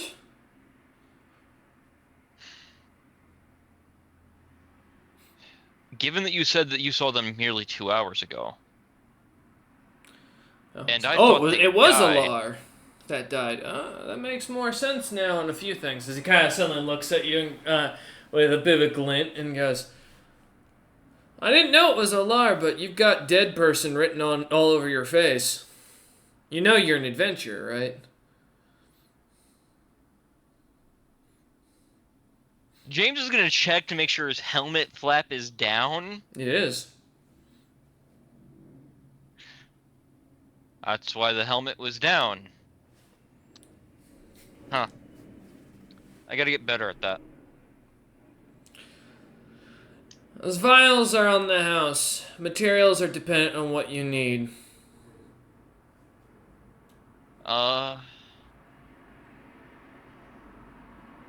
Let's go with the cheap metals and wood. Cheap wood? Well, I can get you plenty of it. It doesn't have to be cheap wood. It can be regular wood. The cheaper metals, though, like iron and copper and bronze. Iron being cheap these days? Yeah, that's a laugh. Not cheap, man. It's Bronze, copper then. cheap. You haven't heard all the stories and what's going on, have you? I have not. All those fancy portals are fearless Greg put together. Yeah, they're getting closed down as world leaders are getting cautious that we're going to invade more people. I said Greg should just go kill them all and take them all out. He's got that big dragon in the west backing, I hear, and even there's even rumors that Utham would back him. I'll be honest, I don't see why a world war isn't going to break out with him conquering everything. But because of it, metal's becoming a little harder to get a hold of because even the states that have agreeing to trade and agreed to rights are holding up everything that they can. Best I can do for you is metal that's local. How much would that run me? Depends on what you're looking to buy. What about silver? Oh, So I can just look we at got a lot of it, to be honest. At this point, I might as well just give it away. I've got 200 pounds of silver bars sitting in the back. No one wants it, and I'll take it. oh, that's all giant. These damn frost giants seem to trade it. Ugh. James smiles. That's because I have a fuck ton of it. Well, if you want to buy it, shit, I'll sell it to you half price. I can't get anybody else to purchase it. No one will trade with me in it. Apparently, silver's not well liked by most nations, and merchants are thinking it's worthless. I'm like, it works against vampires. Have you never fought a vampire? They're a very cunning and annoying creature. And I hear adventurers saying that's not true. I don't know. Yeah, It works. I think you could sell it better for fighting lycanthropes. What's a lycanthrope? Werewolf? Oh, you mean like those, that fella, Vassal, Neff, I think his name is. I think he's a were-tiger. Yeah, those guys. Ah, so you just smell horrible. That's not a crime to be killed for a silver blade for. They just smell like wet dog. They're good people. Well, it's more that lycanthropes have been randomly popping up in the wild, and a lot of them are very vicious and aggressive. Imagine a bandit with a lycanthropy would be Also, kind of horrible. generally good against undead. You are right about that in some instances. Well, I mean, it's if you want, you can take the silver off my hands. I got some paintings as well in the back if you're interested. I got one that I got reproduced recently, that I bought from a merchant that came from the Frost Giant lands. It's this, I don't know if it's a fella or a woman, but they look like they're ready to kill someone in that armor. It shines and sparkles in every way. I'm betting it's a man. Only because I don't think women are going to look that pretty in armor. You never know. There are some battle maidens out there that would surprise you. Hunter, you've got to do back. I can hear yelling through the muted mic. He guy Alexian goes, but I've been collecting a couple of new items. We've got a lot of magical devices, a lot of medical books coming out of the territories, and we got even more mages coming through. In fact, actually, if you're looking for work right now, now is the time to get signed up for that expedition out in the Frost Giant lands. It's going to be massive, and it's going to be to build a road. I will say Nar's eyes light up at books. We'll also take some copies of the medical texts. It'll cost you about 2,000 gold pieces for one. I got 3 volumes. We got Dumb, Dumber, and I'm Intelligent is what I was told. Do you have any trap making kits? Depends. What kind of trap? We talking about brothel trap? We talking about in the field trap? In the field? He nods. I guess. I've got a couple of them masterwork. We've got non-masterwork. I got crafted. I got non-crafted. I got some royal copy versions. I even got one that comes with a manual. I just need the kits to build the traps. He kind of shakes his head and goes, "These kids these days don't have appreciations for the craft. You're young. You must be a young beardling. Okay. If you need the kits," he kind of points to a shelf. Normal kits are over there for the different traps you'll be looking for. Points off towards them, and I'm going to send you a quick list. I'll put in the chat for you. We'll take Dumb and Dumber for the medical texts. I would say Nar just put 6,000 on the table for all 3. I was just getting him. I'm getting my own copies, but okay, if you're... We can buy 1 cent. We can transcribe them later. Okay. You're buying them then. You can just buy a couple. yeah, fucking trap making is really fun. He seems to have half of what is the base CR1s for as you kind of peruse those and you want to look around Melvin. If those aren't enough, he has a shelf in the back with the more expensive items. However, the trap kits on that shelf look to be about 4 times the size, and look to be big enough that you'd need an ogre to carry them. Gotcha. So, But with that said, I'll take the 200 pounds of silver and the wooden vials. Yes, that'll be about it that I believe we'll need. looks at you and goes, wooden vials. Not wooden vials, wood and vials. Wood I and apologize. vials. He nods and goes, oh, okay. Vials will, like I said, I'm happy to provide you, given what's been going on. Glass is surprisingly the only thing I'm in, extreme supply of. Common wood, I can give you 5 pounds for a gold piece. 5 pounds for a gold piece. Let's say... That's pretty what? That's pretty good. He looks at you and goes, listen, like, at the hesitation, assuming that you're kind of hesitating for the price, and goes, no, I'm doing mental... I'm doing mental math to figure out how much I'd be buying. We have to go out and cut those trees down. It's dangerous work, so I gotta charge a fee that pays my men. They make a silver piece, I make a gold piece to cover all their charges. I can understand that. That's not my... I'm running a quick calculation to... Let's go with 20 gold's worth. 100 pounds. Sure. He nods and goes, that's fine. He looks around and goes, you're buying more wood than that fairy fella had come through and asked about. Had them come and ask me about the great wood we had, the other kinds of wood. He's really an interesting individual. Came during that UN meeting. I don't know if y'all were in town for it. As he kind of starts to go on about this tangent, almost out of nowhere, as he kind of smiles. Briefly, we left town to deal with a small quest dealing with the goblins. Interesting. Well, I tell you, he came around. He was the last person to buy any wood from me. Didn't buy anything major. He bought a toothpick of each of the types. I assumed he's some type of druid. Those Fey folks always are. And I think he was taking it back to build trees of his own, but I'm kind of curious. I didn't charge him anything because he seems like a nice...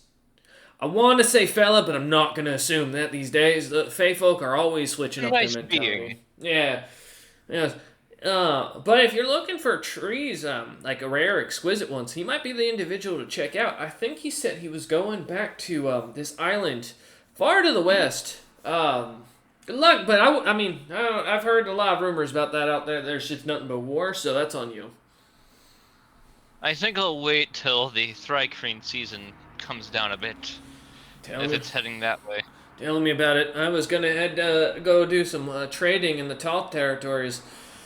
I thought I'd get my hands on some cobalt mining. I ain't going there now. But he, as he's talking, you watch as a couple of other snow dwarfs, looking similar to Bali, though older and a bit more gray in their beards. Many of them sporting a very specific rat tail pattern at the back of their head that they've tied their hair into. As each of them kind of come walking out. As they bring the wood out and set it down into a large clump. You see Bali kind of look at you as he kind of pulls out the box of vials. There is about 100 glass vials just sitting in this giant small container, kind of lined out across the shelf in front of you.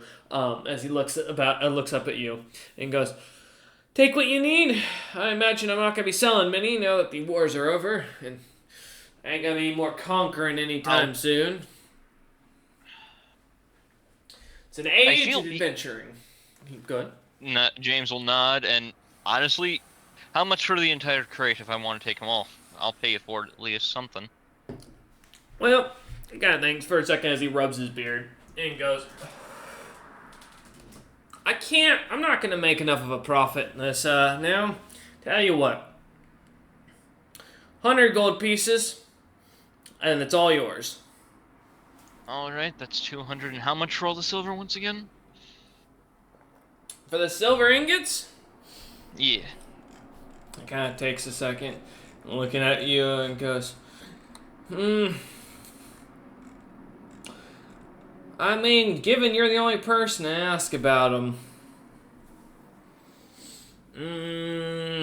tell you what, give you a pound of gold piece. That'll be 50 gold pieces for what's in my stock. I'll take that. He nods and goes, alright, one sec. And he snaps his fingers again. You see the older Snowbeards kind of shrug, their shoulders kind of drop, drooping a bit in the sides as they kind of walking into the back. A few minutes later, coming out, bright red, kind of sweat coming down their face as they are lifting with all they can as they're on either side of this like heavy, thick pallet with these silver bars all lined up on it and lifting it up, pulling it out. As they set it down, clinging it to the ground, they look at you and just kind of sigh and head back into the back of the building. Bali kind of looks over at you and goes, "Oh, ignore them."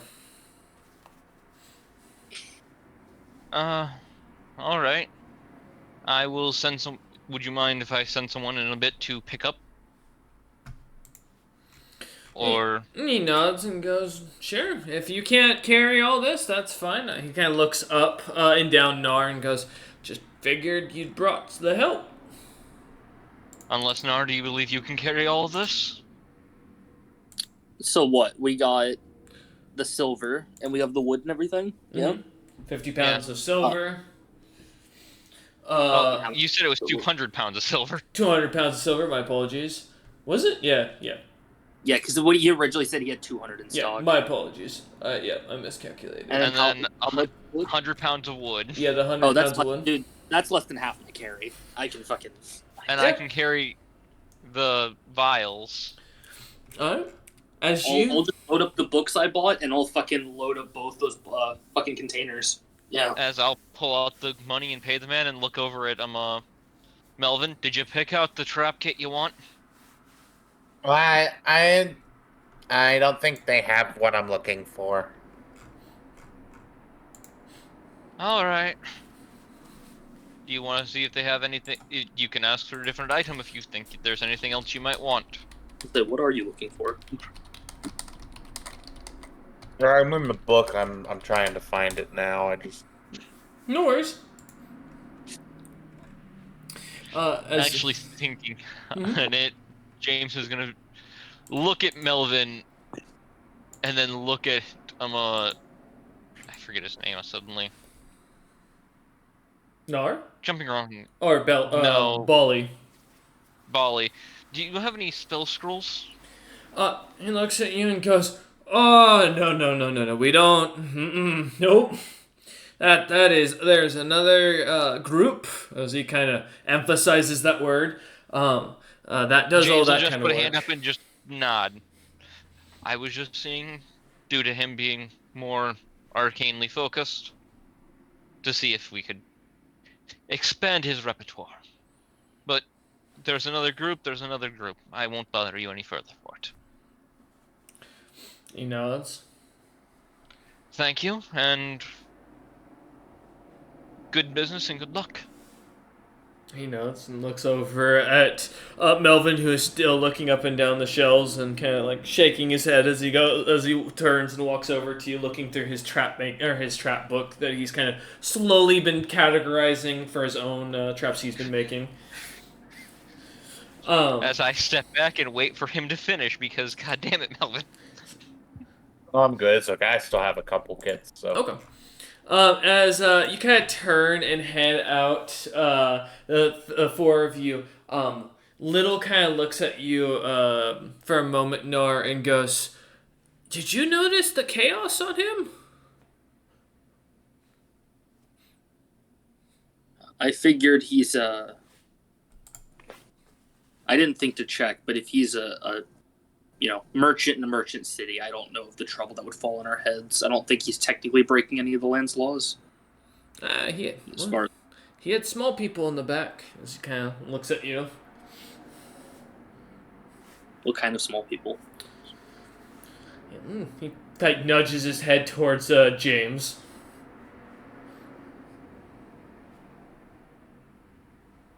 Hmm.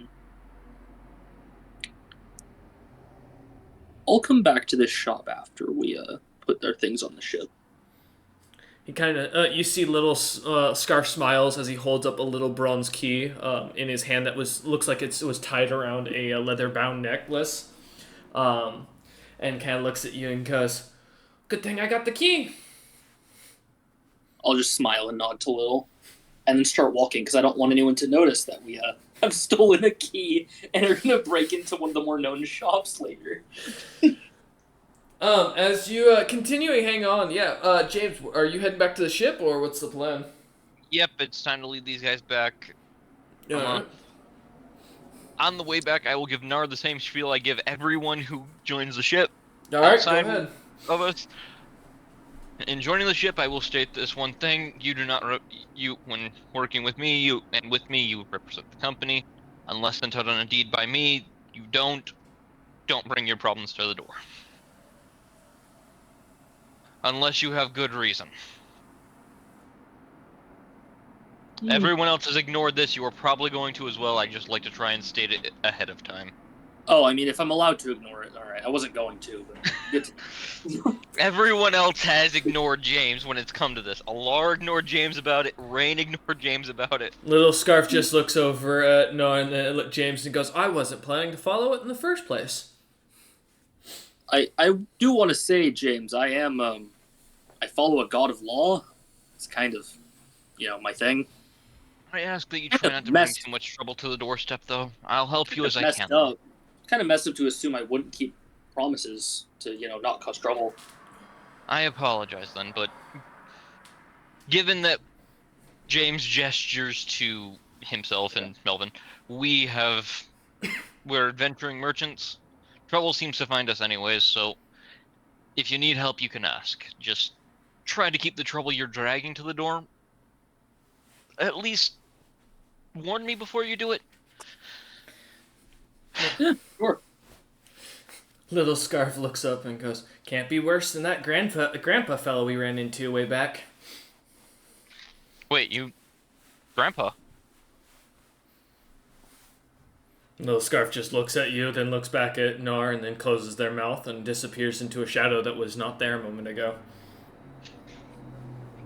And then, skipping through, I'll give the lowdown of the remaining current crew. We have an orc named Grandpa.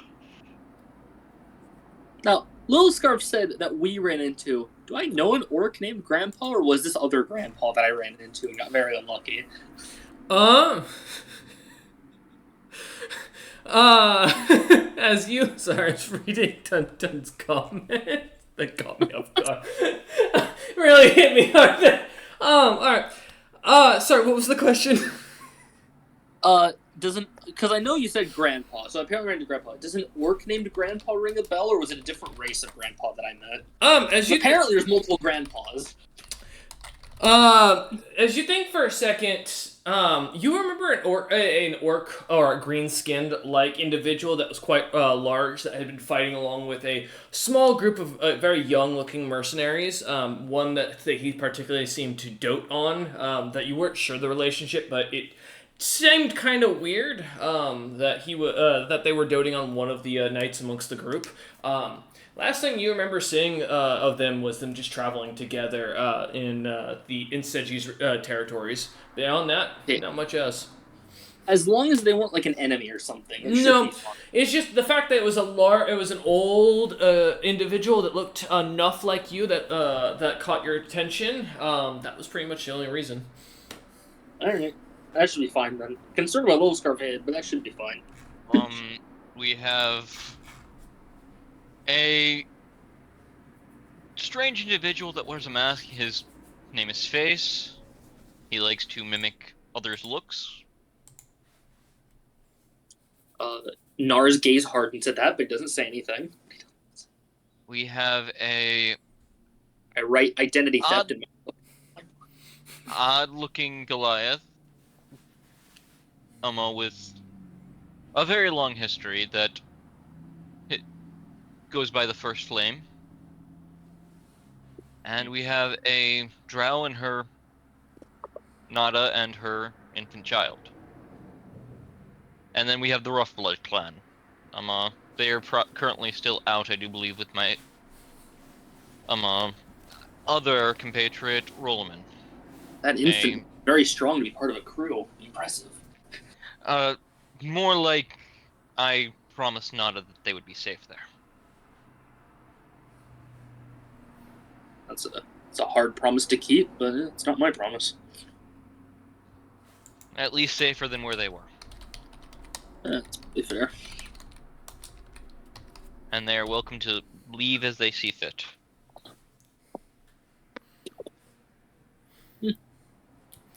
As you continue to give the rundown of the crew as you head towards the city or towards the city gates and head out, the gates seem to be guarded by another kobold individual that doesn't really catch your attention.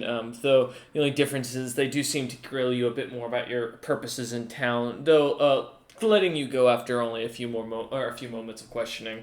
As you manage to find yourselves outside the city, back towards the ship, you do see as you come to the port where about 5 other ships are currently docked. You do see Nar's group standing there, kind of all looking about each other, kind of talking as they circle around. Immediately, as one of them seems to recognize, as you are coming over, Hammer and Forge seem to both kind of alert the group, and they seem to turn as Hammer immediately speaks and goes, "We couldn't figure out what ship. He never told us anything."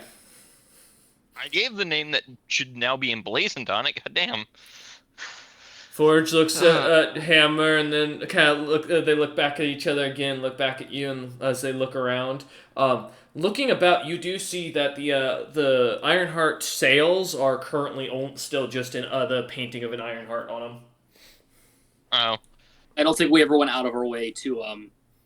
Note to self: get that emblazoning done. Never did that. That means a trip to the Woodwalkers, probably, but doable. I mean, we could also just hire a painter or something for the side of the ship. Woodwalkers made me shudder. And, yeah, as James just casually says this as he kind of looks up, remembering, I didn't get that emblazoned. We should go to maybe I'll go to the Woodwalkers. Like Melvin in the background shudders quietly. I gesture to the ship and start leading the large group up. They follow almost excitedly as they do so. Grandpa seems to be sitting up at the top deck, a table already set out, food that looks to be kind of set for you, James, as well as a few more places kind of set out for this new crew. Rollman, who looks to be kind of standing at the helm, kind of ordering the Rough Bloods, the 4 of them, which way to go and where to put things down. Rollman kind of smiles and waves at you as he kind of joins to sit at the table to eat. Did you have any luck finding the others? Rollman looks at you and gives you almost an immediate sigh and goes, "You sure you want to hear this?" If they said no, I can't do much else for them. Other than look out for them whenever our paths cross. Well, if they only said no, that would be easier news. So he kind of ushers for Nar and Melvin and James to take a seat. The other table being brought up as Grandpa kind of seeing this large group of people now and saying that there's more people than he had expected, kind of ordering the few remaining members of the crew to bring up tables to sit down. After a few moments of Grandpa kind of setting this up, allowing for the rest of Nar's mercenary group to settle in and get a plate full of what looks to be a thick red meat of some sort that has been cooked through in a thick orange sauce. Kind of simple, but seems to have quite a great or fantastic aroma to it. The strange spices that seem to almost catch your attention. It's not something you've never tried before. You definitely know that. It's curry! as Rollman kind of looks at you, kind of kind of going through between bitefuls and goes, "So, bad news is, and he looks at Nor and Little Scarf and goes, assuming I can speak in front of you two. Rollman, as he kind of holds out his hand, kind of wiping his face at first with the other, as he holds his hands out towards Nar. I'll shake his hands first. Nar. Nods. He holds his hand out to Little Scarf, who completely ignores him and continues to nibble at the chunk of meat on the plate. That's cool. He kind of looks at you, back at you, Nar, and nods and goes, all right, Rollman. Anyways, yeah. So, bad news with this. Jakix may have taken Rain. And I don't mean taken like stolen, kidnapped. I mean, I think she went and signed up with him. Apparently he was caught recruiting. James will just nod. Oh, that's about as shocking as I figured it would be, given what she told the guild. We will not be able to accept any more quests from here. Yeah, I got the same kind of situation. Me and the Rough Bloods went and hit the Mini Thinks Adventuring Guild to see what was going on. Got told we could take jobs there, but the monster quests, as many of the locals will call them, well, if we think the tree information or the forest information was light, you don't want to see how little they give the folks in that guild. So, in my opinion, it's not worth doing any more work around here for adventuring and going out, unless we're going hunting of local quests or something that people have told us about. The others, Goodest, Raoul, Lascale, Slaughter and Scales, and Monkey Fist. Most of them seem to sign on with other crews and have already basically taken off. A few mercenaries, some merchants. They seem to be in good hands. As long as they're safe. That's good enough then. What about...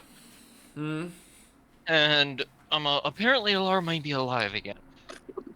Oh yeah, I heard that too. Yeah. Or someone stole Alar's identity. I don't know which. Yeah. As I will show roll him in the belt. Takes a look at it.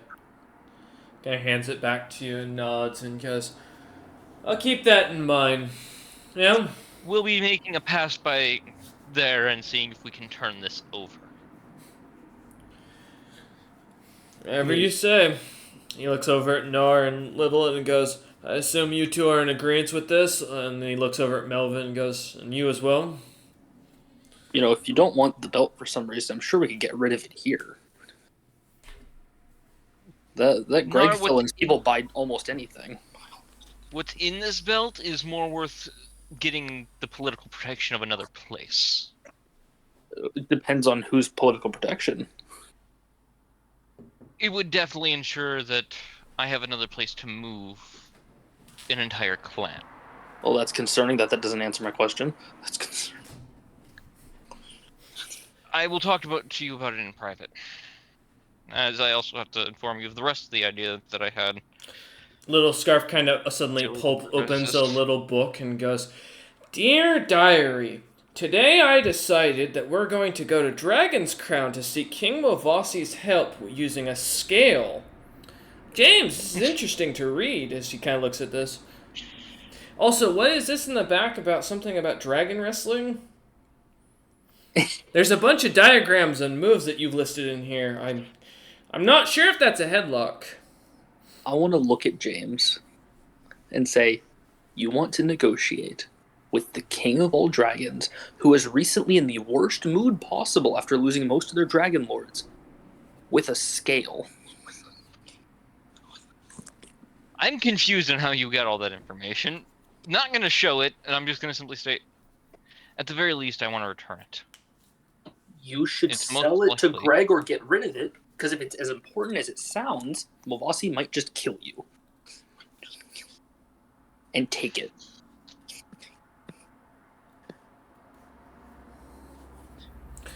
That would also mean that I'd have to deal with Greg, and I'm not too partial on that end either. You don't have to deal with Greg.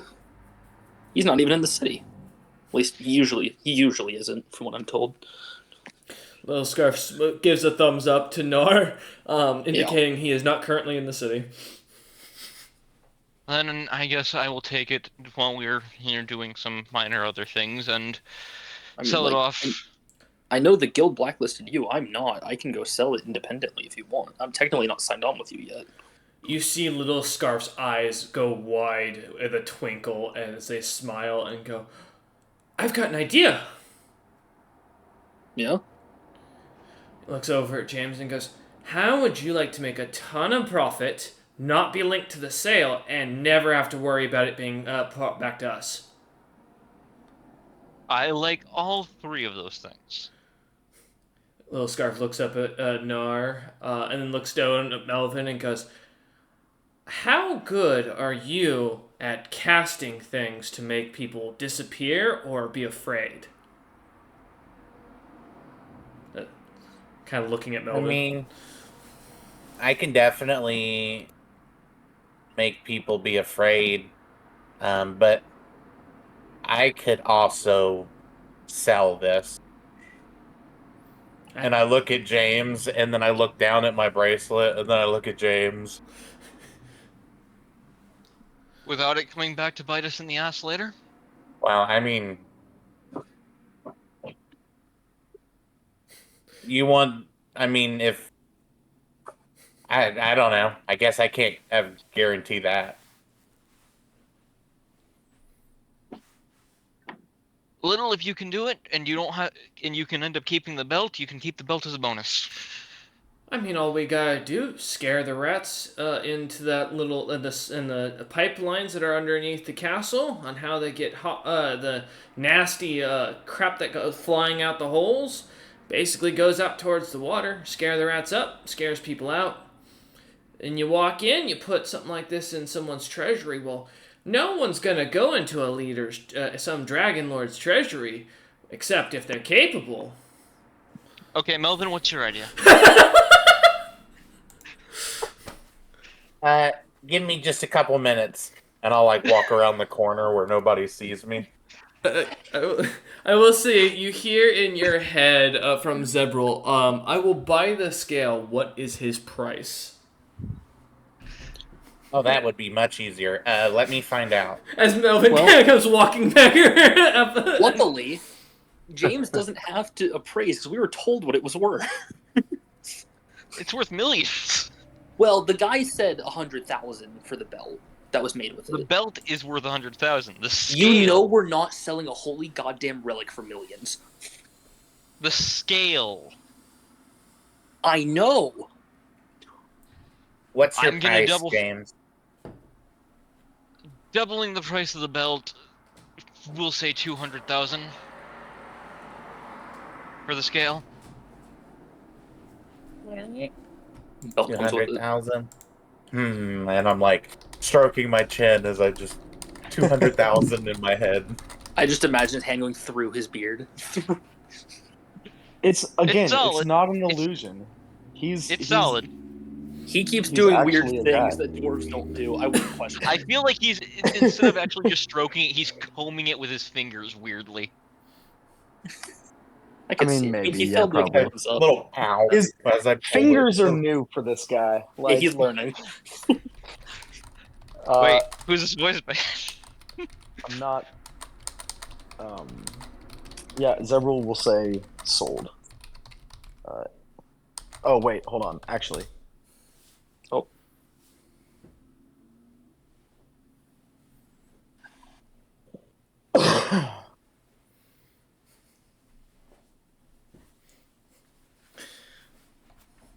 Melvin's thinking for a moment. yeah, kind of a long moment. Considering all avenues. I once again give a just to make it seem like I'm thinking on the price.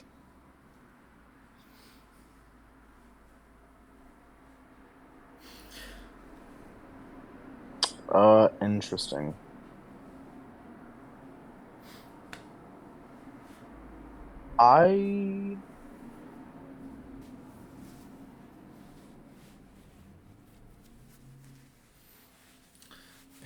I will buy it for this price. Yeah, Um, I think 200,000 would be a yeah. deal. But me and Melvin are gonna talk later. No, when you hear this as like an afterthought, oh my, All right. the You can And keep then the belt James, then, you just hear Melvin. me go, and that's concerning. You can keep the belt then too, Melvin. You see little Scarf kind of sigh and kind of shrug their shoulder and go back to chewing on the meat on the plate.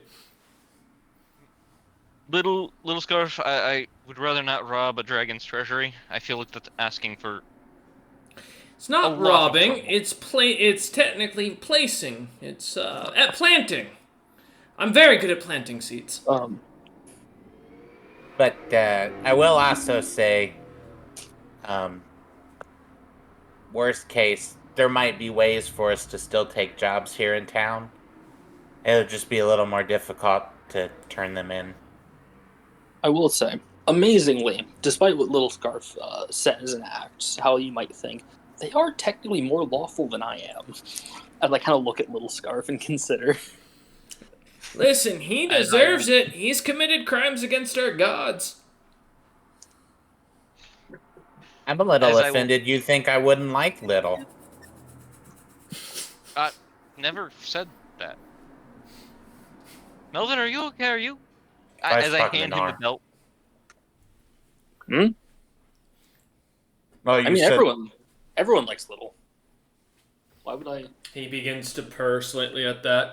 Though the look in his eyes of 1,000 bodies being burned and tortured in front of him kind of flash for just a mere second and dissipate. Little's the so. best kind of person, but ignoring you entirely can the get me body. the money for that whenever you sell it to whatever source you have, Melvin. Yeah, just give it over. I'm sure I can As I pass get you it the gone belt. when I have some alone time.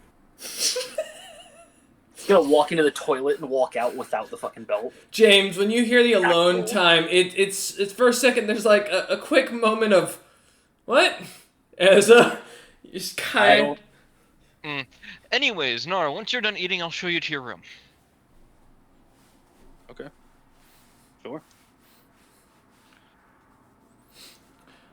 As you guys continue eating, spend relaxing as a fresh bread is brought above deck, cracked and kind of handed off to each of you. The night continues on pretty quietly as the other crews seem to be drinking and having a good time. Nar, this is your first time being aboard a merchant vessel of this sort, such a mixed crew as you see their members. They seem like someone died. It's depressing. It's horrible. Like I mean, it's Nar not. heard that someone died in the store. I understand. I'm saying though, it seems to definitely have affected the crew. The feeling is still Like, heavily I there. now get the feeling that it was someone that everyone was very close to, and it wasn't just like someone died. Like it's people Very different when you're amongst these crews. Typically, that individualism typically would be common, meaning that people don't care about others typically being killed or dying. It's more of a cut or profit for them. This crew seems to be a lot more close knit as you come across, like head down. As James shows you to one of the doors that seems to almost slightly change as James kind of orders you to take hold of the handle. You watch as the door design slightly etches itself a little differently, and your symbol of your law office begins to show on the front of the door with your name and lawyer written right below it, carved into the door. James is gonna see his first ever full ass law office. As you And open with up, that, yep. As the you open room it is up, complete. yeah, James, as you watch as the door opens and bookshelves and desks are all about, there's only three separate beds kind of set up to almost allow them to sleep in shifts. Multiple tables set aside. Huh? We built this up already. I remember. Yeah, I made the image. There's 5 beds lined up, a It's lot of got chests, 5. but it Oh. is for sure because we couldn't exactly fit 10 beds into the room without it just being clogged. But as you look about, looking in there, almost immediately, the rest of the crew seems to follow after, kind of coming down, seeing the door open, and almost immediately rushing in past James and Nar at the door. Little Scarf seemingly continuing to stay on Nar's shoulder as the rest of the crew seems to make their way in and get themselves comfortable, immediately setting up. Yeah, that's fine. I'll help get some of the chests down because I know most of them aren't as tall as Nar so they can put their things away, but they don't need immediately. For Forge and Hammer, my room is open, and I have a forge in there. They're welcome to use it whenever I'm in there. All right. As you kind of point this out, you see as they kind of as Hero and Forge kind of turn to you, and they don't seem to smile, but they seem to give a thumbs up almost immediately as they nod, looking about the books and kind of reading through them. They don't do magic weapons. I mean, most can't, but you need very well-made items. You can trust Mass producing them and selling them, we can do, and then you will get a cut of the profit from that as well. Sounds good. Since we're heading to Terrasitis' lens after this to fulfill a promise,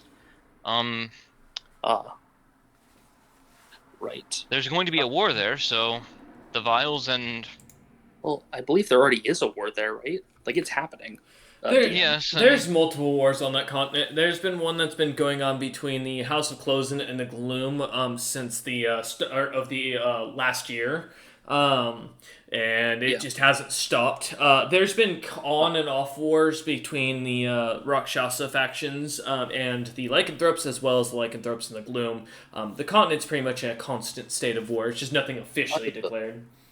I've heard recently, it turns out their leader very much likes books, new knowledge, and such. So, if you I kind of just look at the medical journals.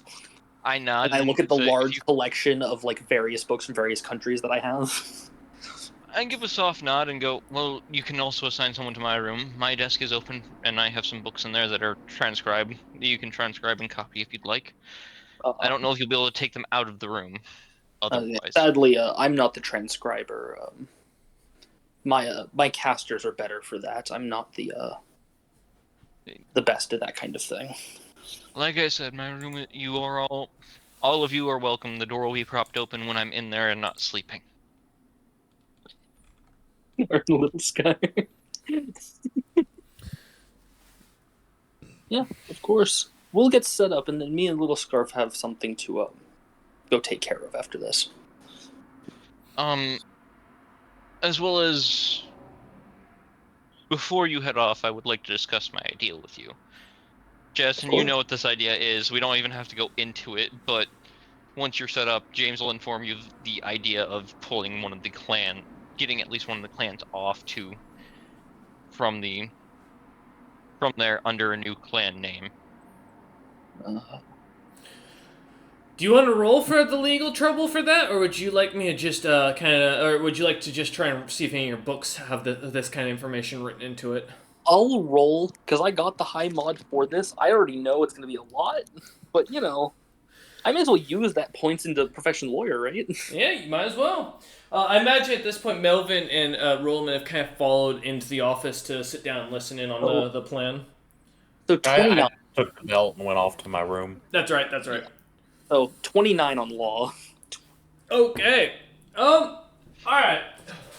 So, as he explains this, you think for a moment. Think about back to what Vodek had explained to you on a similar idea first, on the immediate thought.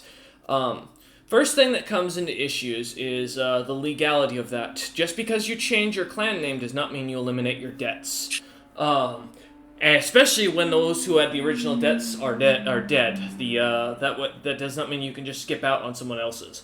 Secondly, to remove a historical clan like that, you'd have to not only be related to them, but directly the head of that clan and recognized as the head of that clan. Heads can only be recognized if married into said clan, and cannot typically be individually from that clan outright. Meaning, Treasure Horn could not be changed by James. It would have to be someone who married James's mother that would be able to do so. Now, this is done to avoid clan changes and name changes and such like that, to avoid debts, avoid bad histories and such like that, as this was a common issue. Also, to merge 3 separate clans under one would, at the simplest, if James didn't want to, or was just trying to bring them all under him, he'd have to take 3 separate wives.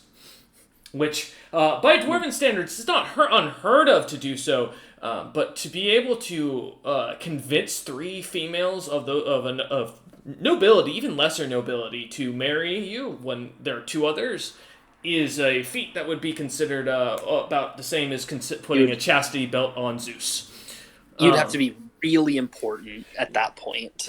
Now, given James's history, Roman, as a joke, might be able to pull that off.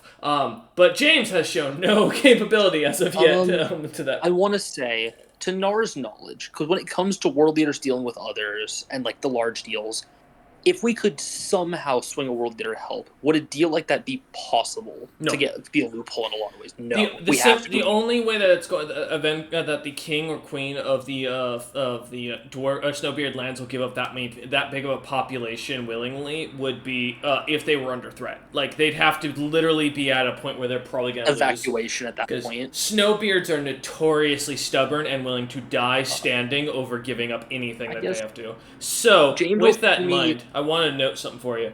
Last thing you do that would be come into it is the only option that immediately comes to mind that I will state will most likely not work given the current situation that Uthgarm doesn't have a daughter. James could try to marry into the Venkos family, and by doing so, or marry into someone who has claim to the Venkos family, and by doing so, either push their claim to the throne or use that influence to save the clans. However, that would also be something they'd have to do in soon. I make one very long list with the 3 wives and the clans and all of that requirement and hand it to James, and then I hand him one that just says, become king of the Snowbeards. Well, there are your options. Both of these are difficult. Yes. I told you, Snowbeard law is strict. I know.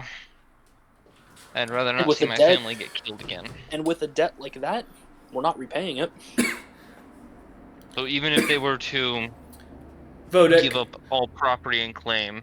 Vodek kind of steps up with a book and goes, Wait, I have another one. And kind of walks over to the one list that says become king and writes destroys kingdom. Technically, if there's no one who's king, he can technically take them off their right. You're technically correct, as much as I hate it. Yes. Hey, you said all options, boss. It's true. No, it's true. All options. You're right. With that in mind, technically, if we want to, we could add another one. Although I don't like this one. In theory, we make an alliance with them, or we save them.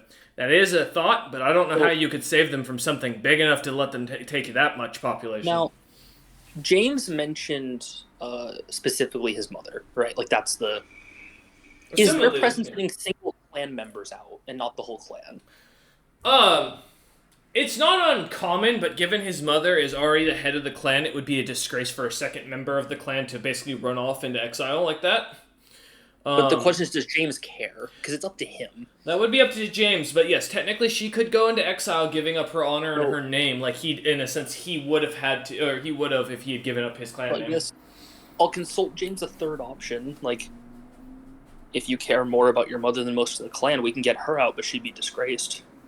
It's technically an option. My mother is stubborn and would probably stab me in my sleep for even suggesting it. Well, I've given you your 3 legal avenues. By my god, I am not allowed to give you illegal avenues, but what I do not see, I cannot comment on. You see Little Scarf turns to James and goes, "That's where I come in." And you see as he jumps up onto Nar's shoulder and kind of like shoves a heavy piece of cotton into one ear and then does the same on the other and looks at you and goes, "So, technically, by the law standards, we could go in there and take them out of there. It's a righteous cause and a crusade. If you can swing it the way that it's like you're saving these people from an unjust death, Nar can't say no. Now, that does technically mean you have to come up with a way to sell that, which does not work if you're not cunning. So think about that.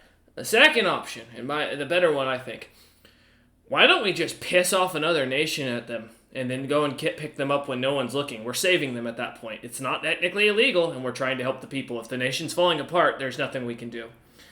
I would never suggest these options, of course, as he starts pulling out cotton out of Nar's ears and goes, but these are things that the world should not do and the only evil villains would do, as he kind of winks at Nar.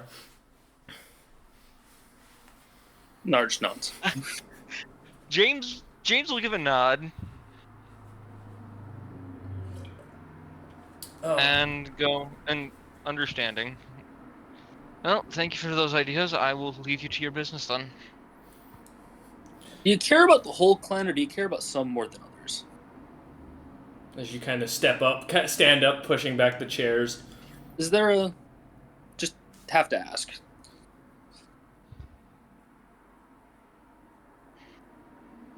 I'd honestly like to save my immediate family, but if I could save the entire clan, I'd like to. Hell, if I could save all 3 of them, I'd like to. It's a waste of resources to let them die at this point. Well, it's going to cost you more resources than you're going to gain, I'm going to be honest. Just make him king, says a little scarf. Kind of just looks up at you, Nar. He's got claim. He's got to. He's dwarven nobility. They all have claim. Just make him a king. It saves us all the time. And then we can put a church up on the hill, and it'll work out. If we go the king route, you'd need backers. We need to set things up, but it's technically possible. I mean, Uthgarm they don't have an heir currently. Could force your way in, claiming and ask to be anointed their heir. You give up your family name, but if you're named Prince and given the Venkost name, think about it. You write the laws. It's not unjust then to say, hey, that execution was unfair. These people didn't do anything. At least let the women and children carry on the legacy while the men pay the price. Who's to say that these Snowbeards won't play on that? And then if they don't, as you see Little looks over at Melvin and goes, if they don't, just use your... well, Melvin's not there. Never mind. Ignore me. Melvin's not there. My apologies. I keep forgetting that. You could also, if you just care about their lives, you could try to use some kind of political level to push more for imprisonment rather than execution. That's probably a little more in the ballpark of possibility to at least buy time. Don't know how you'd convince them to do it, but it's technically a possibility. You think you could help me draft that letter to push for that? I can certainly try. We need dirt. We need information on why would the Venkost want the clans dead. It doesn't make sense. Loss of population in this time period? Think about it. You lose people, you lose soldiers. They already also lost their biggest military force of Even more reason to pardon and imprison them. Think about it. Yeah. Little Scarf has a point. Think about it. None of their allies are even on their borders. They can't trust other people to protect them. Why would they kill so many people? There's something happening. I do know their largest military force also orchestrated the death of the Frosthammer clan. Isn't there some fellow that was in the war that they see as important? Don't know where he went, but... Alfred Stone? Yeah. No, not that one. Kind of... Yeah, not that one. There's a dwarven general. He did well. I more meant there was some special the king wanted to talk to some bear. We're not hunting down the storm bear, Nar. Let it go. He seems so lawful. He's not going to be, and we both know it. If he's willing to kill an army like that was running away, we talked about this. We could go look for the general. We could. General's probably our better bet. He's probably got more political pull. And to be honest, this rate would probably be better off. The general did kind of run off somewhere, claiming to go on vacation. Wouldn't you after that? I believe we could find him if we can learn his name. Yeah? It wouldn't be hard. Probably wouldn't be a bad idea to go check out the lands. At the very least, you have immunity given you can come in as a merchant. They can't, in the Snowbeard lands, take you into custody if you're technically classified as an independent. Okay. So what? We go to Terrasitis' land, and after that we find a way to quickly get to the Snowbeard lands? That seems like the safest bet. Alright. We still have time to think. We could take Terrasitis' army to the Snowbeard land and conquer it. I'm pretty sure... Isn't Terrasitis at war? Yeah, but if she's backing James, it's fully. Never mind. Never mind. It's not lawful. Hey, again, what we don't hear and what James does in the background. As they kind of look at you, as Little Scar finally nods and kind of smiles and goes, "Good luck to you." Thank you. I'll be dealing with other things around the ship. Should you need me, feel free to approach. All right. As you kind of head Then out, yeah. I'll get the adept transcribing for. They'll start with the simplest book because however they can. And Nar has someone to deal with that that Little Scarf wants us to deal with. Yeah. As the two of you go sneaking off, go ahead and give me a move silently and hide check for that. While that's going on, Melvin, as you head into your room, you have the belt in hand. The room is quite simple, looking like the cave that you remember growing up in. Depictions of a cave painting of the individual you're somewhat looking for, the one that you have been mistaken for so many times. As you hold the belt, though, what do you want to do? I just think so. How you want me to get you the belt? Zebril, as you're left kind of hearing this for a moment as Melvin finds himself alone, is there anything you'd like to say or do? I don't know if you're actually there or not, so... Oh, there you go. Yeah. Well, as you start to think that, the belt disappears.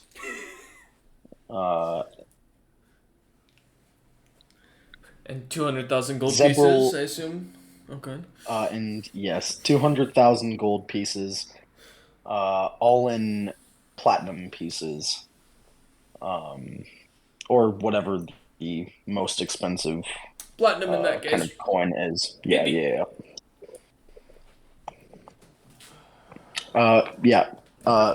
That pops up in a bag.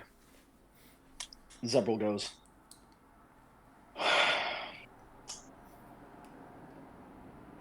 what I've just bought is an obvious fake.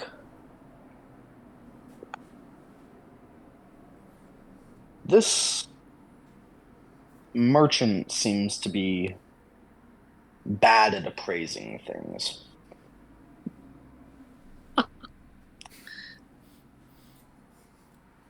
Also, I was gonna say, it seems a little more than just appraising things. Mm-hmm. Poor Melvin's got God. Please do let him know that if he does not use his tongue wisely, the one you serve will remove it. I will. He has caused the death and destruction of something that was very interesting and valuable to me. And it will not happen again. I will make sure to let him know. Love you too, Zebril. Love you too. Hey, I love you, boo. Fucking.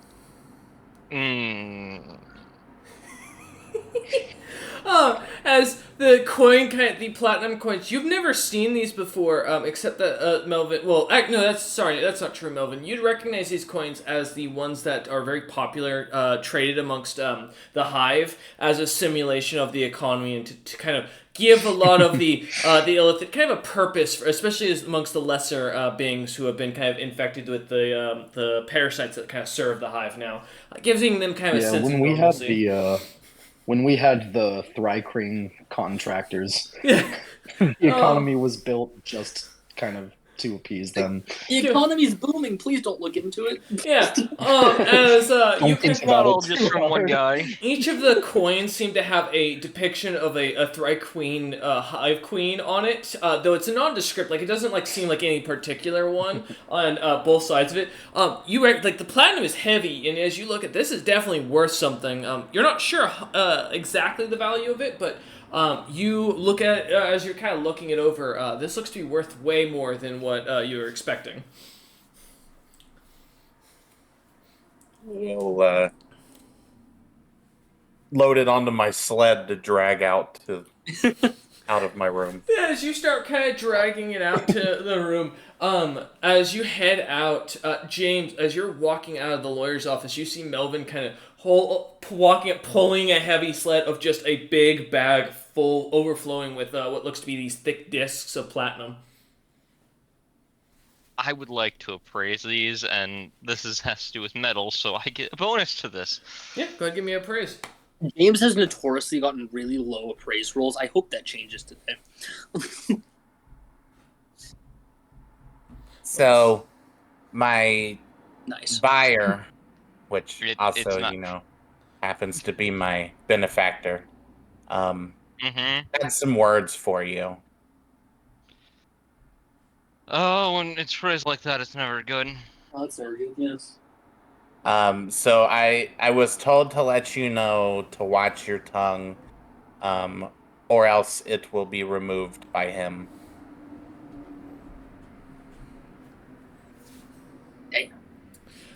As you hear this, kind of looking at the coin, half listening, you appraising it. There's 220,000. It's 220,000, right? Yeah. Was 200,000 is 200,000. 200,000 gold pieces worth of platinum. However, James, that amount of platinum on the actual global market, with the rarity of platinum, you're guessing would be probably worth almost triple that. This is masterwork platinum. Like these individual discs that you recognize are in the similar shape to like the gemstone coins that many of the giants use, or the calorium coins that the trolls use. Similar in shape and size, though they are made by craftsmen from beyond this world. You've never seen the grooves being so fine and so almost identical. Each coin a perfect replica of the other. Oh, he also said you weren't very good at appraising things. So I think he may have adjusted our payment.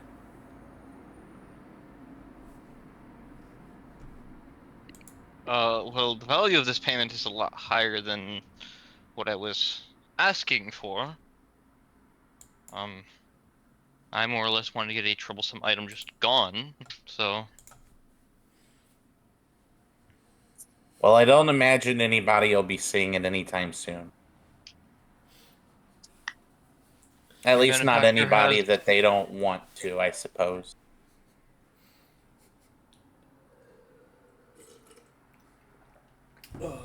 As you look at the coins, as Melvin continues pulling them out to the hallway, James, are you planning to try and grab those off Melvin, or are you gonna let him try and tug those around? I'll drag them to my room. I can do that easily without slowing down. As you kind of pull the bag off the sled, after Melvin, you struggle for a bit to get it to just out of your room, and the sled kind of on its side or to the side. As you finally are getting ready to pull it straight down, you feel as the sled gets lighter, slightly letting you lurch forward as you watch. Basically, as James pulls it off and starts dragging it towards his room. Oh, wow. That was so much lighter. As James starts kind of jerking back for a bit, pulling it, because he's still wearing his heavy armor on top of that, so... Yeah. Great thing about dwarves, though, they don't get slowed down when they hit their maximum weight encumbrance. Nope. But as you keep jerking it, like pulling with all your weight, pulling it back, you manage to finally pull it back into the room. As you're kind of left there, Melvin, with these... I assume that you're going to kind of go park back in your room, or are you going to put that back on your back? The sled, yeah, I'll put back in the room. Okay. As you go to put it back in your room, James bringing the coins into his own. Are you all? What would you all like to do? It's time to have some downtime. Other than going into the city. All right. So. Honestly, no, there's nothing I need to go into the city for. It's just time for downtime, crafting, and or we can head out. I will leave that up to the total of the party. Well, Nar's And not on head the for Parasitis. I was gonna say Well, yeah, Nar and Little Scarf will be back Well- long before or long after you've made your decision. So I'll be waiting for them to come back. They did say they had to go back into town for something. But rebellion. okay, after that, once they're back, I'll probably Gather either everyone. take off Melvin to could head use off, some or downtime. okay, we'll have some downtime. okay. Nar and Little Scarf, we're gonna jump to you for a moment as you two find yourselves sneaking into the city. Kind of hiding around and running about through the back alleyways. The two of you find your way to the back of the shop that you recognized almost immediately as the Golden Flame magic item shop. As you kind of find your way up to the back door, Little Scarf seems to almost immediately jump down with the key in hand and unlocking the back door. Looking in, they seem to kind of signal for you to follow after Nar. As the two of you kind of start to sneak yourselves into the back of the building, you see as what looks to be cages of snowbeards are just all about the room. Some hanging that have children, women, old, young, men, female, it doesn't seem to matter. As you count almost 55, and there's more rooms, as you can see that there's another door that goes on into the back area, or into the back storage that you weren't able to see in earlier. What would you like to do? You said most of them are like locked up cages. Yep. Like just the cage. They look like they're just hefty metal. Looks like mostly bronze bars with two bronze plates, one on top and one on the bottom. So they're somewhat sandwiched, and then a chain that is either holding them up, or if they are larger, they seem to be laid on the ground. Well, Little Scarf has what they need to pick locks. We're on a mission. Dun-na, dun-na-na. Swear to God, we come back to an army of dwarfs. As you go about picking locks, do you have I don't think there's a profession for it. There's open lock. That's what, yeah, I know open lock is, but I'm just trying to remember if there's any bonuses off the top of my head for it, and I don't think there is. So, I'll go with just open lock. Oh, nimble fingers is the feat. That's what I was looking at. I have it pulled up here. Yeah.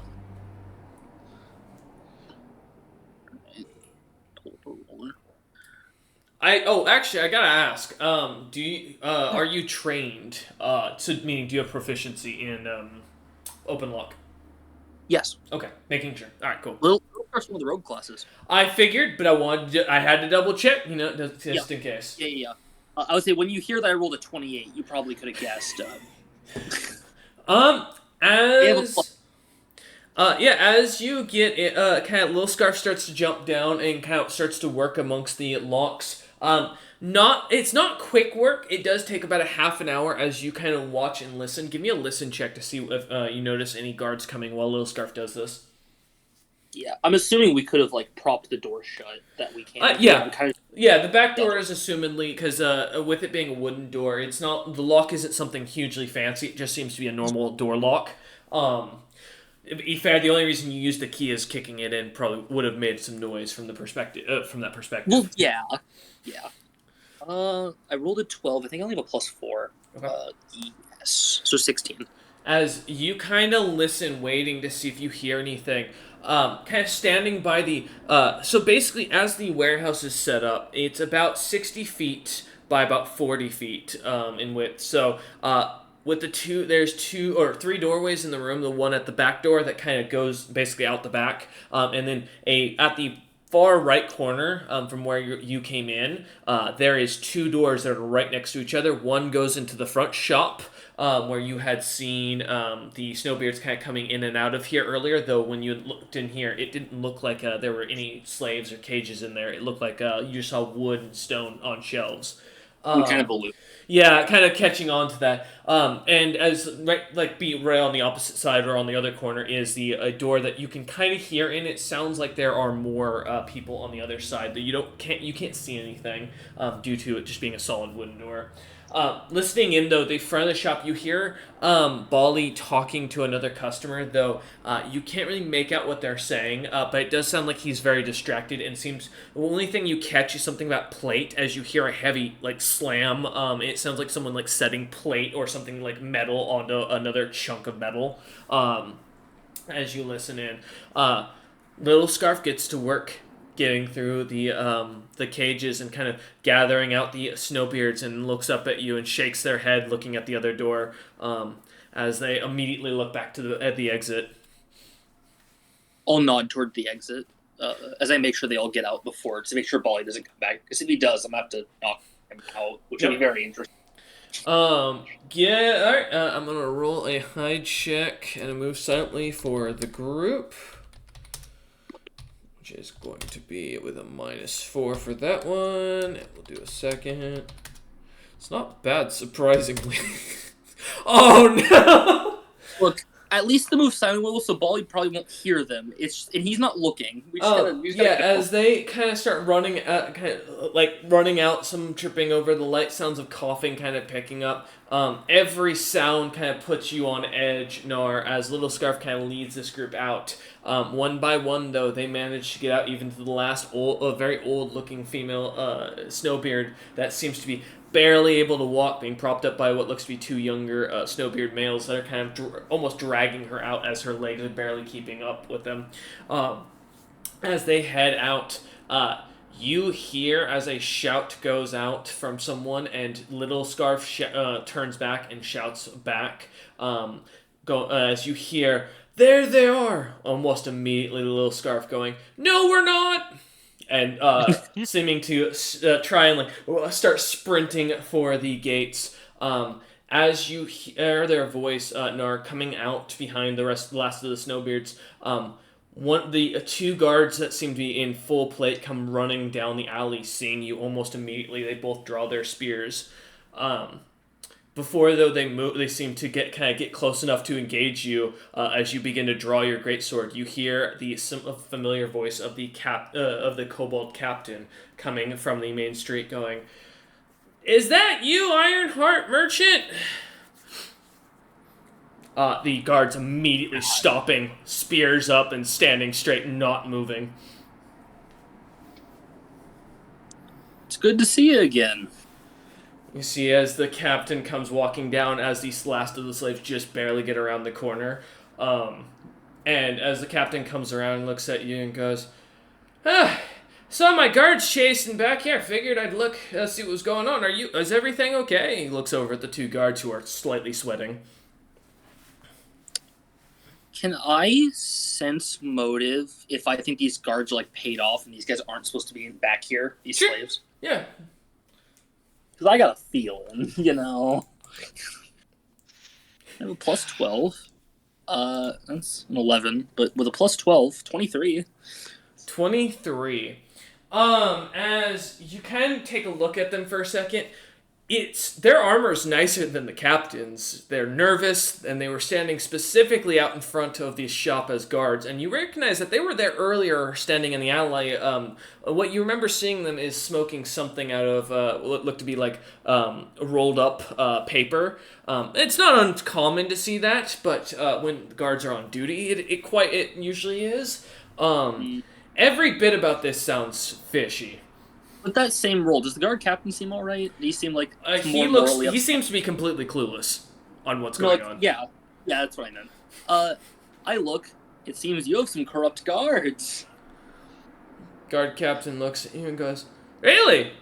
You see as his eyes begin to glow, and the two immediately stand up straight, spears kind of even more tighter, and you hear one of them go, "Commander, no, we would never!" And you hear immediately as both of them have bubbles around them that seems to have silenced them as the captain's eyes stop glowing. He goes, "God damn it, now I got more paperwork this week. No, I appreciate you, but can you leave? You're a problem." If you don't want to do paperwork, usually guards stay out of holy orders, right? They are out of your jurisdiction, yes? I can't do anything if a monk kills them. Technically, it's true, as long as they have a holy right to kill them. Yeah, you're not wrong. And if they go serving a holy order... I happen to be a paladin of the law. The two look very nervous as they seem to be saying something, but the silence bubble is seemingly keeping them quiet. The captain kind of looks up at you and goes, "Listen, I don't care. If the two guards go missing, just make sure I don't find the bodies." As he turns around and starts I'm gonna walking. hand him 10 gold and just, you do good work. Oh, You're great. not corrupt with these ones. Now I'm evil. As he kind of jokingly puts No. the coins away. You're breaking no law here. You're breaking no rules. And thus, this is just me appreciating you as I walk up to these two. The guards seem unable to move currently as the guard captain turns and starts walking away. I'll make it quick. Yeah, go ahead and roll to see if you can hit. I think this technically counts as them being helpless because they can't move. They are currently, yes, they are considered, basically as if they are prone. That's a nat 20. Roll to confirm. If this is first cover, no, it's not. I think I rolled high enough to confirm crit damage, though. 26. That is higher than their AC, yes. Yeah. Oh, boy. Alright, this is, this. Let's do this. Plus...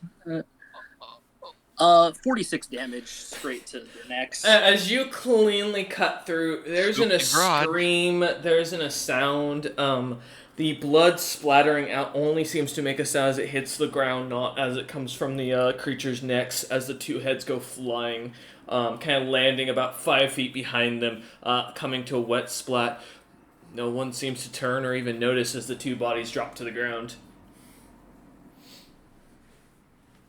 Nice. I'll do customary. I'll pray that they're better in their next life. And, cleanup isn't my job. So... Just leave two dead guards next to the very evil and corrupt shop, you know? You were requested with that very lawful guard to not leave a mess. I'm gonna put them in Bally's shop. They're his people. That's lawful. You're gonna drag them back into the shop. Okay, give me a move Yeah. silently check for that.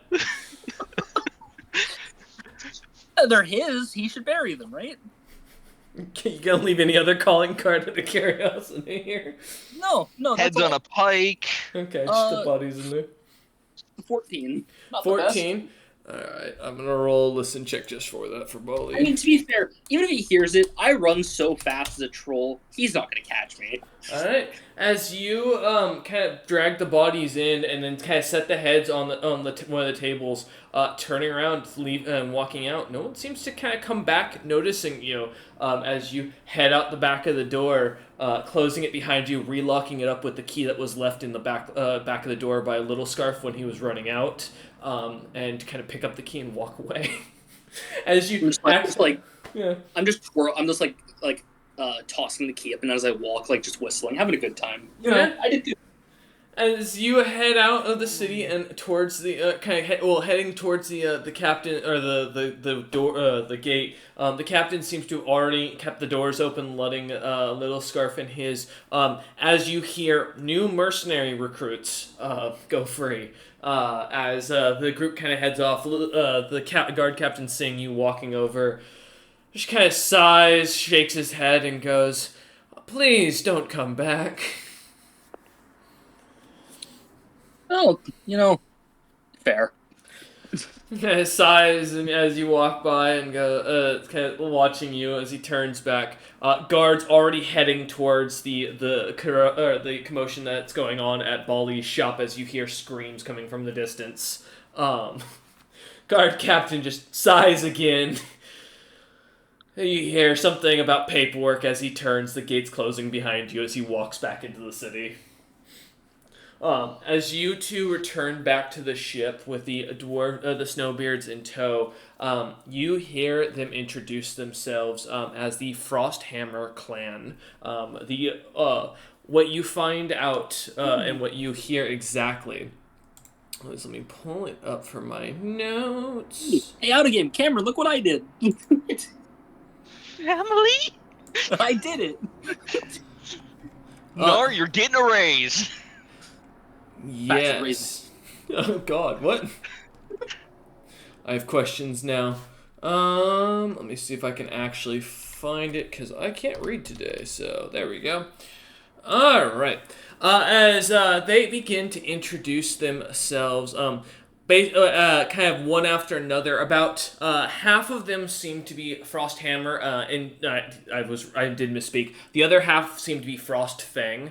The group who seems to be led by an individual who doesn't really seem to want to speak too much, but you kind of notice the individual seems to be slightly focused on by the older group members of the clan.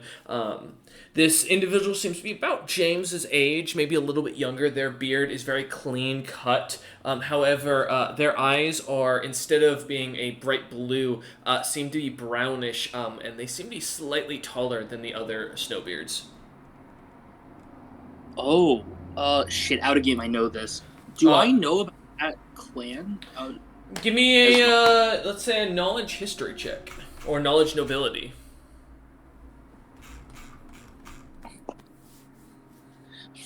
what's my mod to this?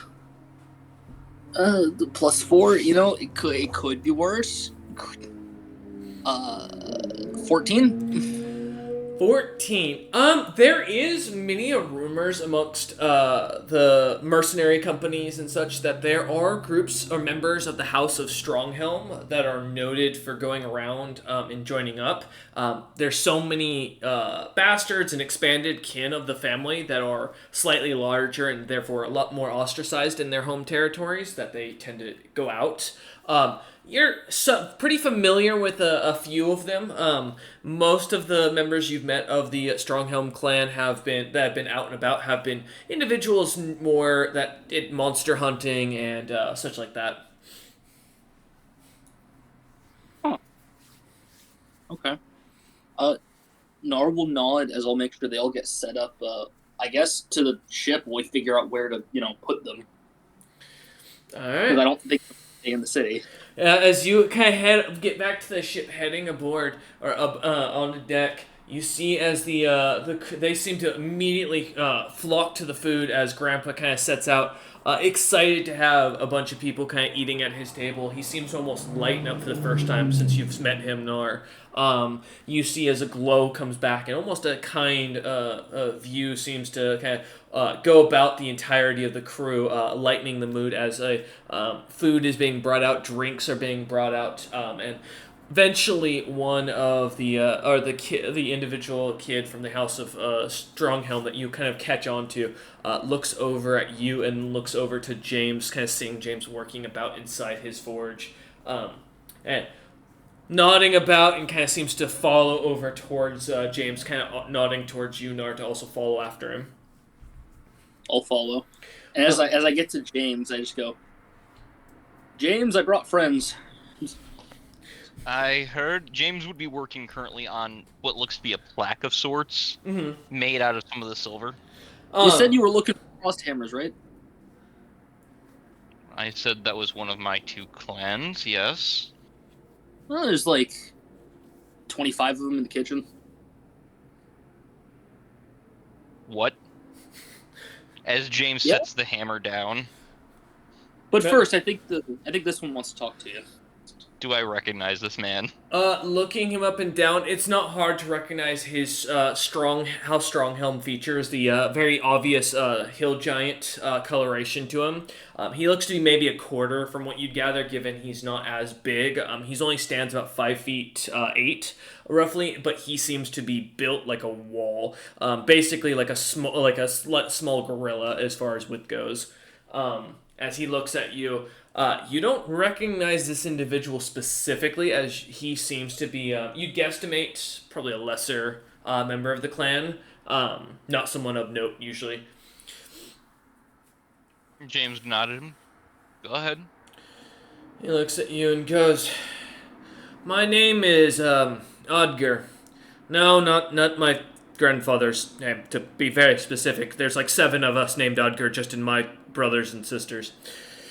He kind of looks at you and goes, "Are you, part of, one of the clans that got exiled or killed?" Technically, I'm part of two of them that are one that's already been killed and exiled, and the others that's about to be. He nods at you and goes, Are you looking to do something about it? I'm technically of both the main bloodline of Treasurehorn and Frosthammer. Kind of pauses at that and goes, Frosthammer, eh? Interesting.